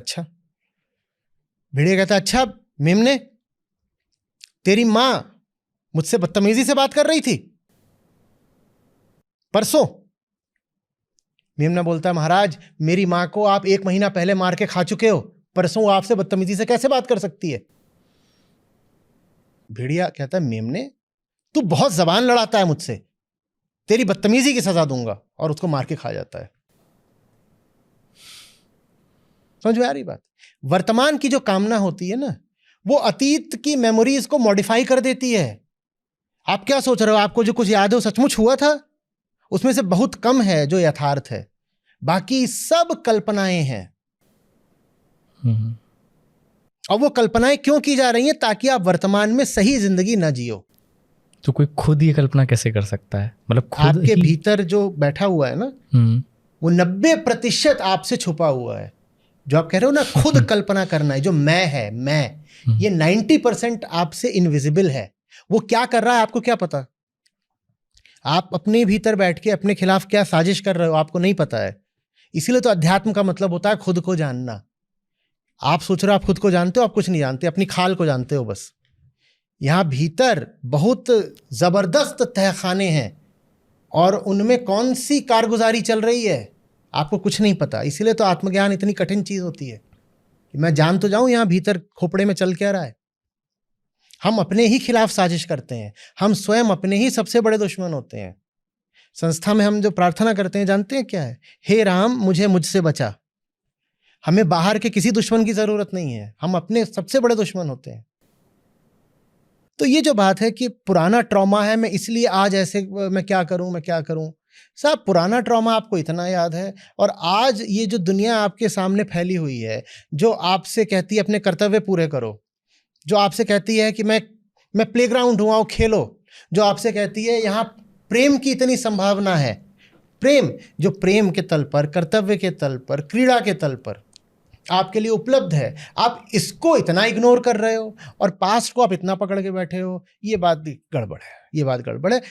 और इसलिए और ज़्यादा गड़बड़ है क्योंकि मेमोरी झूठी चीज़ होती है। हम अपने हिसाब से पुरानी यादों को बढ़ा भी लेते हैं, घटा भी लेते हैं। जो बात हमारे स्वार्थ के अनुकूल होती है बस हम उतना याद रखते हैं, उतना ही नहीं याद रखते, उसको हम इन्फ्लेट कर देते हैं, बढ़ा देते हैं। जो बात हमारे स्वार्थ के अनुकूल नहीं होती उसको हम जानबूझ के डिलीट कर देते हैं। और सचमुच जो हुआ था पास्ट में वो तो हमने तब भी नहीं देखा था जब पास्ट में हो रहा था, तो आज क्या याद होगा? हो रहा होता है वो तो हमने तब भी नहीं देखा होता जब हो रहा होता है, तो बाद में क्या याद रहेगा और कितना याद रहेगा? तो जो मेंटल हेल्थ वाली बात थी, लौट कर आते हैं। मेंटल हेल्थ का उपाय है अपने वैल्यू सिस्टम से पूछना। कुछ तो बातें जो होती हैं जिनका संबंध ब्रेन से है, उनका तो जो इलाज है वो तो डॉक्टर ही करेगा। वहां जहां पर ब्रेन तो अब एक शारीरिक चीज हो गई, वहां पर अध्यात्म काम नहीं आने वाला। आपकी उंगली टूट गई है, इसमें अध्यात्म क्या करेगा? वो तो डॉक्टर के पास जाइए आप। वैसे अगर ब्रेन में ही कोई समस्या आ गई तो डॉक्टर के पास जाइए। पर जहां तक माइंड की बात है, तो माइंड तो एक सूक्ष्म सटल चीज होता है, उस पर दवाई का सीधा असर हो ये जरूरी नहीं है। वहां तो पूछना पड़ेगा कि मैं जो हूं, मैं वैल्यू किस बात को कर रहा हूं। कहीं ऐसा तो नहीं कि मैं पास्ट के अपने ट्रॉमा को इसलिए वैल्यू कर रहा हूं क्योंकि मुझे आज विक्टिम बन के कॉम्पेंसेशन लेना है। अगर मैं आपके सामने साबित कर दूं कि अतीत में मेरे साथ बहुत गलत हुआ है और मुझे पता है कि जैसे ही साबित करूंगा आपसे मुझे मुआवजा मिलेगा, तो मेरी सारी स्मृतियां चिल्ला चिल्ला के बोलेंगी कि हाँ अतीत में मेरे साथ बहुत बुरा हुआ है। कहीं ऐसा तो नहीं कि मैं अतीत की बात सिर्फ इसलिए याद रख रहा हूं क्योंकि मैं आज मुआवजा वसूलना चाहता हूं। मुझे सब पूछना पड़ेगा अपने आप से, और फिर यह घोषणा करनी पड़ेगी कि कोई भी मुआवजा मौज से बड़ा नहीं हो सकता। क्योंकि मुआवजे के लिए आपको क्या बनना पड़ता है? विक्टिम। मैं विक्टिम नहीं बनना चाहता। हुआ होगा कुछ अतीत में गलत, हुआ होगा शायद, मुझे नहीं चाहिए मुआवजा। मुआवजा ले करके तो मैं और अपने ऊपर ठप्पा लगा लूंगा विक्टिम का। मुझे नहीं विक्टिम बनना, मैं विक्टिम बन के जीने के लिए नहीं पैदा हुआ हूं। यारी बात, ये जिंदगी है और हम जिंदा हैं, और बहुत कुछ है जो संभव है, जो करा जा सकता है। मैं उसमें अपना ध्यान, ऊर्जा, समय, शक्ति लगाऊंगा ना। या मैं इसमें पड़ा रहूं कि ये हो गया वो हो गया और बेकार की चीजें यहां इकट्ठी कर लूं, और आप बेकार कचरा इकट्ठा ही करना चाहो तो कोई अंत नहीं है। इतना कुछ है अतीत में और दुनिया में और कल्पना में कि आप इकट्ठा करते जाओ। अनंत कचरा आप दिमाग में भर सकते हो। उस कचड़े के बीच में आपका दम घुट जाएगा, आप समाप्त हो जाओगे। और ये जो अध्यात्म का रास्ता है, इसके बीच में बाधाएं क्या क्या हैं? प्रेम चाहिए होता है, अपनी ही बेहतरी से प्रेम। अपनी ही बेहतरी से प्रेम। तो बाधा क्या है? मैं जैसा हूं यही बाधा है। मैं जैसा हूं यही बाधा है। तो एक बड़ी ललक होनी चाहिए कि मुझे ऐसा नहीं रहना। अध्यात्म उनके लिए है जिनमें साहस है, ललक है, प्रेम है। ये जिंदगी है, ये बर्बाद करने को नहीं मिली है। जिंदगी की उच्चतम संभावना से प्यार है मुझे, और मुझे वहां तक पहुंचना है। और वहां तक पहुंचने के लिए अगर तोड़फोड़ होती हो तो तोड़फोड़ स्वीकार है। तोड़फोड़ बोले तो अनलर्न करने की बात आप बोल रहे? बहुत तरह की तोड़फोड़ होती है साहब। भीतर भी बाहर भी। उनको झेलने का मादा होना चाहिए। हाँ, वो तो आएगा, वो तोड़फोड़ आएगी, इसके लिए तैयार रहें। कुछ भी जब बड़ा होता है, सुंदर होता है, तो जो कुछ पुराना होता है वो तो टूटता ही है ना। बटरफ्लाई कैटरपिलर का कितना एग्जाम्पल दिया जाता है। ट्रू है ना। अंडा नहीं टूटेगा तो चूजा बाहर कैसे आएगा? हम जैसे बचपन में थे वैसे ही रह जाएंगे तो ये जवान आदमी कैसे आएगा? अतीत को तो पीछे छोड़ना पड़ता है ना। हम जैसे हैं अभी, इसका तो विगलन आवश्यक है ना, तभी वो प्रकट हो पाएगा जो हम हो सकते हैं। और इस आध्यात्म के रास्ते में जो हमारे सेक्सुअल डिजायर्स हैं, कि ये बाधा है? सेंटर ऑफ सेक्स बाधा है। मतलब देखिए, जिंदगी में कुछ करने को ही नहीं है, तो फिर यही है कि शरीर जिधर को फेंक रहा है उधर को फेंक गए, तो ये तो मूर्खता ही है ना, और समय की शक्ति की बर्बादी है। सेक्सुअल जो प्रीऑक्युपेशन होता है कि सेक्स सेक्स सेक्स दिमाग में यही घूम रहा है, ये उन्हीं लोगों के साथ होता है जिनके पास जिंदगी में करने के लिए कुछ सार्थक नहीं होता। तो वो एक बहुत गलत केंद्र से संचालित हो रहे हैं। उसके दो नतीजे निकलते हैं। पहला तो आप सेक्स सेक्स सेक्स पागल रहोगे, और दूसरा ये कि आप बहुत गलत किस्म के व्यक्ति को चुनोगे, चाहे शादी ब्याह के लिए और चाहे सेक्स के लिए। शादी ब्याह भी अक्सर सेक्स के लिए किया जाता है, तो एक ही बात हो गई। तो पहली बात तो ये कि दिमाग में वही भूत नाचेगा, और दूसरा आप गलत रिश्ते में पड़ोगे। जिसका केंद्र सही होता है, जिसके पास जीने के लिए कोई ऊंची वजह होती है, पहली बात उसके और भूत नाचता नहीं। दूसरी बात, वो रिश्ते भी जब बनाता है तो बहुत सही आदमी से बनाता है। ऐसा नहीं कि वो सेक्स में पड़ेगा नहीं, लेकिन वो बहुत सही कारण से और सही व्यक्ति से ही रिश्ता बनाएगा। कारण भी सही होगा, व्यक्ति भी बेहतर होगा। सेक्सुअल डिजायर होना कोई गलत नहीं है, ना अच्छा है ना बुरा है। बात उस सेक्सुअल डिजायर की नहीं है, बात आप कौन है इसकी है। सेक्स तो प्रकृति की एक व्यवस्था है जिससे प्रजाति आगे बढ़ती रहे। ठीक है, सेक्स इतनी सी चीज है। बात यह है कि मैं कौन हूं। असली बात यह है, मैं अगर एक बिल्कुल ही भटका हुआ आदमी हूं जिसको पता ही नहीं कि मैं हूं, क्यों पैदा किस लिए हुआ हूं और जिंदगी में करूं क्या, तो मैं क्या करूंगा? मैं बहुत सारा खाऊंगा, मैं बहुत सारा सेक्स करूंगा, मैं बहुत सारा सामान अपने घर में भरना चाहूंगा, मैं बहुत सारे और तरह कंजम्पशन करूंगा, मैं कहूँगा भोगो भोगो भागो भागो, यही करूंगा जिंदगी भर। ये बात मेरे भटकाव का प्रतीक है कि जब छोटा था तो खिलौनों के पीछे भागता था, जवान हुआ तो पैसे के पीछे भागा, सेक्स के पीछे भागा, स्त्री पुरुष के पीछे भागा, बूढ़ा हुआ तो पावर के पीछे भागने लग गया, सत्ता के पीछे भागने लग गया, और बूढ़ा हुआ तो ईश्वर के पीछे भागने लग गया कि अब मरूंगा तो स्वर्ग मिल जाए। तो ये मेरे भटकाव की बात है। मैं जानता ही नहीं मुझे ज़िंदगी में करना क्या है। जो व्यक्ति जानता है उस ज़िंदगी में क्या करना है, मैंने कहा पहली बात, सेक्स उसके लिए कोई बहुत बड़ा मुद्दा नहीं होगा, उसके पास और बहुत कुछ है करने को जीवन में। और दूसरी बात, जब वो अपना साथी चुनेगा तो वो बहुत एक विशिष्ट क्षण होगा, वो इधर उधर जा करके नहीं अपना संबंध बनाएगा। तो आध्यात्मिक यात्रा तो हमेशा उन्हीं दो पंखों पर करी जाती है जिनकी बात करी थी मैंने आपसे। खुद को देखना, और जिन्होंने देखा हुआ है उनसे जा करके बात करना, चाहे किताब के माध्यम से और चाहे व्यक्तिगत रूप से। लेकिन उस अवस्था से उनको वहां पर छोड़ करके आकर के यहाँ पर वो गिल्ट बार बार आ जा रहा है। तो क्या इस गिल्ट को दूर करने का कोई उपाय है? देखिए, आपकी जो पूरी व्यवस्था है, अगर वो वैसी ही रहेगी जैसी वो है, तो गिल्ट भी वैसा ही रहेगा जैसा वो है। गिल्ट अकारण नहीं होता। ये हम ऐसा थोड़ी कह सकते हैं कि साहब आप क्या बोलूं कि ये कमरा हो पर इसमें छत ना हो। हम ये थोड़ी कह सकते हैं कि साहब ये ऑफिस हो पर इसमें बिजली ना हो या फर्नीचर ना हो, है ना। तो वैसे ही हमारी भी जो भीतरी व्यवस्था होती है, गिल्ट का उसमें बड़ा योगदान होता है। गिल्ट एक काउंटर बैलेंसिंग फोर्स है। हम अगर चाहें कि जो चल रहा है वैसा ही चले, लेकिन अपराध भाव ना आए, गिल्ट ना आए, तो नहीं हो पाएगा। जो चल रहा है उसे केंद्र को बदलना पड़ेगा। गिल्ट अगर वास्तविक होती है ना, तो वो जो गिल्टी है उसको बदल डालती है। इसमें क्या बदलेगा? क्योंकि मेरे जैसे तमाम लोग हैं, मतलब मैंने जब ये बात अपने दोस्तों से साझा की तो सबने लगभग इसी तरीके की बातें बोली कि हाँ। आप जब कह रहे हैं ना इसमें क्या बदलेगा, हाँ, तो उसमें आप क्या एक हताशा सा भाव है कि मैं क्या बदलूंगा।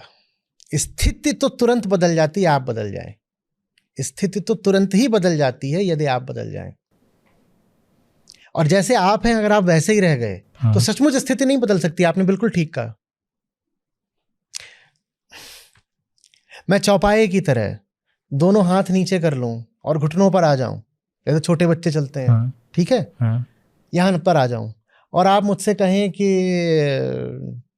मेज पे रुमाल पड़ा है उठाओ, तो मैं तो बेबसी ही जाहिर करूंगा ना कि कैसे उठा लूंगा, मैं तो यहाँ जमीन पर आ गया हूं, अब मैं इतनी ऊंचाई पर कैसे आऊं कि मैं रुमाल उठा लूं। अगर मैं वैसा ही हूं जैसा मैं हूं तो फिर ये काम नहीं हो सकता। अगर मैं वैसा ही हूं जैसा मैं हूं वहां जमीन पर, तो फिर ये स्थिति कि रुमाल मेज पर पड़ा है और रुमाल उठाया नहीं जा रहा, ये स्थिति नहीं बदल सकती। मैं चौपाया बन गया हूं, मैं हूं नहीं पर मैं बन गया हूं, मैं चौपाया बन गया हूं। अब एक स्थिति पैदा हो गई है कि मेज पे रुमाल रखा है, रुमाल उठाया नहीं जा सकता, और मैं आपसे कहूं उठाया जा सकता है और आप बेबसी जाहिर करें कि नहीं उठाया जा सकता है, तो आप ही कह रहे हैं मुझे चौपाया ही रहना है। उठाया जा सकता है, आप 2 पांव पे खड़े हो जाइए, रुमाल उठाया जा सकता है। आप बदल जाइए, वो सब कुछ बदल जाएगा जो आज लग रहा है कि नहीं बदल सकता। सब कुछ मेरे लिए ही तो है ना। अगर कुछ नहीं बदल सकता तो मेरे लिए नहीं बदल सकता। मैं बदल जाऊं तो सब बदल जाएगा। अपनी सीमाओं के भीतर रहकर सोचोगे तो क्या बदलेगा, अपने ही पुराने केंद्र पे रहकर सोचोगे तो क्या बदलेगा। हम चाहते क्या हैं कि बाहर की स्थितियां बदल जाएं, भीतरी ना बदले, हम ना बदलें। मैं जैसा हूं मैं वैसा ही रहूं, पर दुनिया भर का आनंद मुझे मिल जाए, कोई मुझे गिल्ट ना मिले, दुनिया भर का सम्मान मुझे मिल जाए, एब्सोल्यूट फ्रीडम मुझे मिल जाए। मैं जैसा हूं मैं वैसे ही रहूं। नहीं, आप जैसे हो आपको वही मिलेगा जो आज मिल रहा है। आपको आज जो मिल रहा है वो किसी वजह से मिल रहा है। किस वजह से मिल रहा है? कि आप आज ऐसे हो तो ये सब मिलेगा। हम बड़ी व्यर्थ उम्मीद करते हैं, हम बड़ी असंभव कामना करते हैं। हमारी कामना होती है मैं चौपाया ही रहूं लेकिन मैं छत को छू लूं। ये असंभव है ना। आप चौपाए रहोगे तो आप छत को नहीं छू सकते। हाँ, छत छुई जा सकती है, आप 2 पांव पे खड़े हो जाओ, आप उछलोगे, आप छत छू लोगे। तो इसीलिए हमारी जो हम कहते हैं ना कि उम्मीदें पूरी नहीं होती, उम्मीदें इसीलिए नहीं पूरी होती क्योंकि आप चाहते हो कि आपकी स्थिति बदल जाए, बाहर की दुनिया बदल जाए बिना आपके बदले। आपके बदले बिना कुछ नहीं बदलेगा। अभी ये सुनने में अजीब लग रहा हो क्योंकि आप अभी भी सोच रहे हो कि अजीब मैं क्या कर सकता हूँ, मैं क्या कर सकता हूँ। आप अभी भी वही बने बने सोच रहे हो जो आप हो। उसकी सीमाओं को छोड़ो। नौकरी छोड़ दूं। आप नौकरी अगर नहीं छोड़ सकते हो तो अपने आप से पूछो कि क्यों नहीं छोड़ सकता हूं। मैं नहीं कह रहा हूं छोड़ दो, लेकिन जो आपके अजम्पशंस हैं उनको थोड़ा इन्वेस्टिगेट करो। चैलेंज नहीं कर सकते तो कम से कम इन्वेस्टिगेट करो। जब आप कहते हो फलाना काम नहीं हो सकता और आपको लगता है ये तो कॉमन सेंस की बात है, नहीं हो सकता, ये तो ऑब्वियस सी बात है, नहीं हो सकता। मैं कह रहा हूं कुछ ऑब्वियस नहीं है। एक बार पूछो क्यों नहीं हो सकता, क्या चीज बाधा बन रही है। फिर पूछो ये चीज मुझे बिल्कुल अनिवार्य लगती है, एसेंशियल लगती है, क्या ये सचमुच अनिवार्य है? हो सकता है हो सकता है ना हो। वो संभावना हम मार देते हैं। हो सकता है अनिवार्य हो सकता है ना हो। और जहां से मैं देख रहा हूं वहां से कुछ भी अनिवार्य नहीं होता।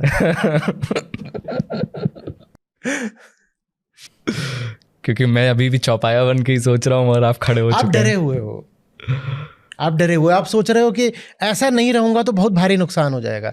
मैं कह रहा हूं कौन सा नुकसान होगा, थोड़ा उसके पास जाओ, पूछो अच्छा हाँ नुकसान हो जाएगा, क्या नुकसान हो जाएगा? मैं समझना चाहता हूं, मैंने कुछ करा नहीं, मैं बस समझना चाह रहा हूं। इंक्वायरी, जिज्ञासा, क्या नुकसान हो जाएगा बताओ।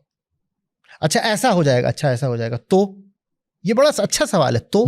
तो प्रश्न चिन्ह के साथ कोई कहे ये हो जाएगा, अच्छा तो, अच्छा तो, अच्छा तो। मुझसे कहा तो था क्या कर रहे हो, लाल बत्ती वाली गाड़ी छोड़ रहे हो। तो मेरा क्या जवाब होता था? तो बहुत मासूम सवाल है। तो और आप पाओगे कि कुछ है नहीं।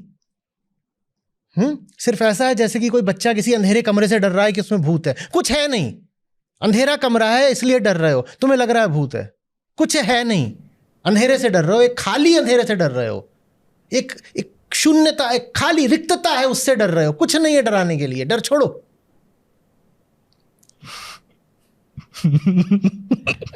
मजा आ रहा है ना? सुनने में मजा आ रहा है, करने में और ज्यादा आता है।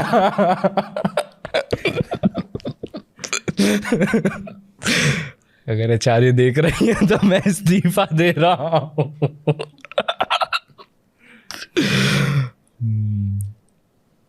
तो यही तो मतलब यही तो मैंने तो ये देखा था कि मैं नौकरियों से इस्तीफा देता चला गया और जिंदगी की नौकरी मिलती चली गई। Employed by life in the service of truth. तो अपनी बातचीत अभी के लिए मतलब हम क्या बोलें, इसे ख़त्म तो नहीं करेंगे, अभी विराम लगाएंगे, अर्ध विराम लगाएंगे। आखिरी जो मैं बात पूछना चाहता हूँ कि ये सब जो हम कर रहे हैं, ये करते हुए कभी कभी ऐसा लगता है कि बहुत बेमानी है सब, मतलब क्या है, जाएंगे कहाँ, है ना, ये कर क्यों रहे हैं, वो पर्पस कभी कभी नहीं क्लियर होते। तो सफलता को अगर हम समझना चाहें तो आपके हिसाब से करने में है सफलता क्या है? करने में है। आपने मुझसे बीच में पूछा था, आपने कहा कि इतने लोग आपकी बात समझने लग गए हैं। मैंने आपको क्या बोला था कि नहीं, मैं खुद से बेईमानी थोड़ी करूंगा कि खुद को गलतफहमी में रखूं कि करोड़ों लोग मेरी बात समझने लग गए हैं। ऐसे कैसे समझ जाएंगे करोड़ों लोग, इतनी हल्की बात है क्या? अभी नहीं समझ रहे और समय भी अभी नहीं हुआ है। बहुत लोग आके उसकी YouTube के सब्सक्राइबर्स की बात करेंगे, 5 करोड़ सब्सक्राइबर हो गए हैं आपके, तो क्या हो गया उससे? वो कुछ नहीं समझते, वो बस एक आंकड़ा है। उनमें से बहुत सारे तो देखते भी नहीं हो, समझेंगे क्या? तो सफलता किसमें है? मैं जो कर रहा हूं मैं उसके प्रति ईमानदार रहूं, यही सफलता है। बिना परिणाम की सफलता है। एक क्षण को मत सोचिए कि आगे क्या मिलेगा, जो काम सही है वो करिए, यही सफलता है। और अगर जो पर्पस आपने जिसकी बात की कि पर्पस आपका क्लियर होना चाहिए, बस बस बस बस बस बस सही लड़ाई लड़ो, जीते कि हारे याद किसको रखना है। असली बात यह है कि सही लड़ाई लड़ी, और गलत लड़ाई आप जीत भी गए तो भी बहुत बुरी तरह हारे हो।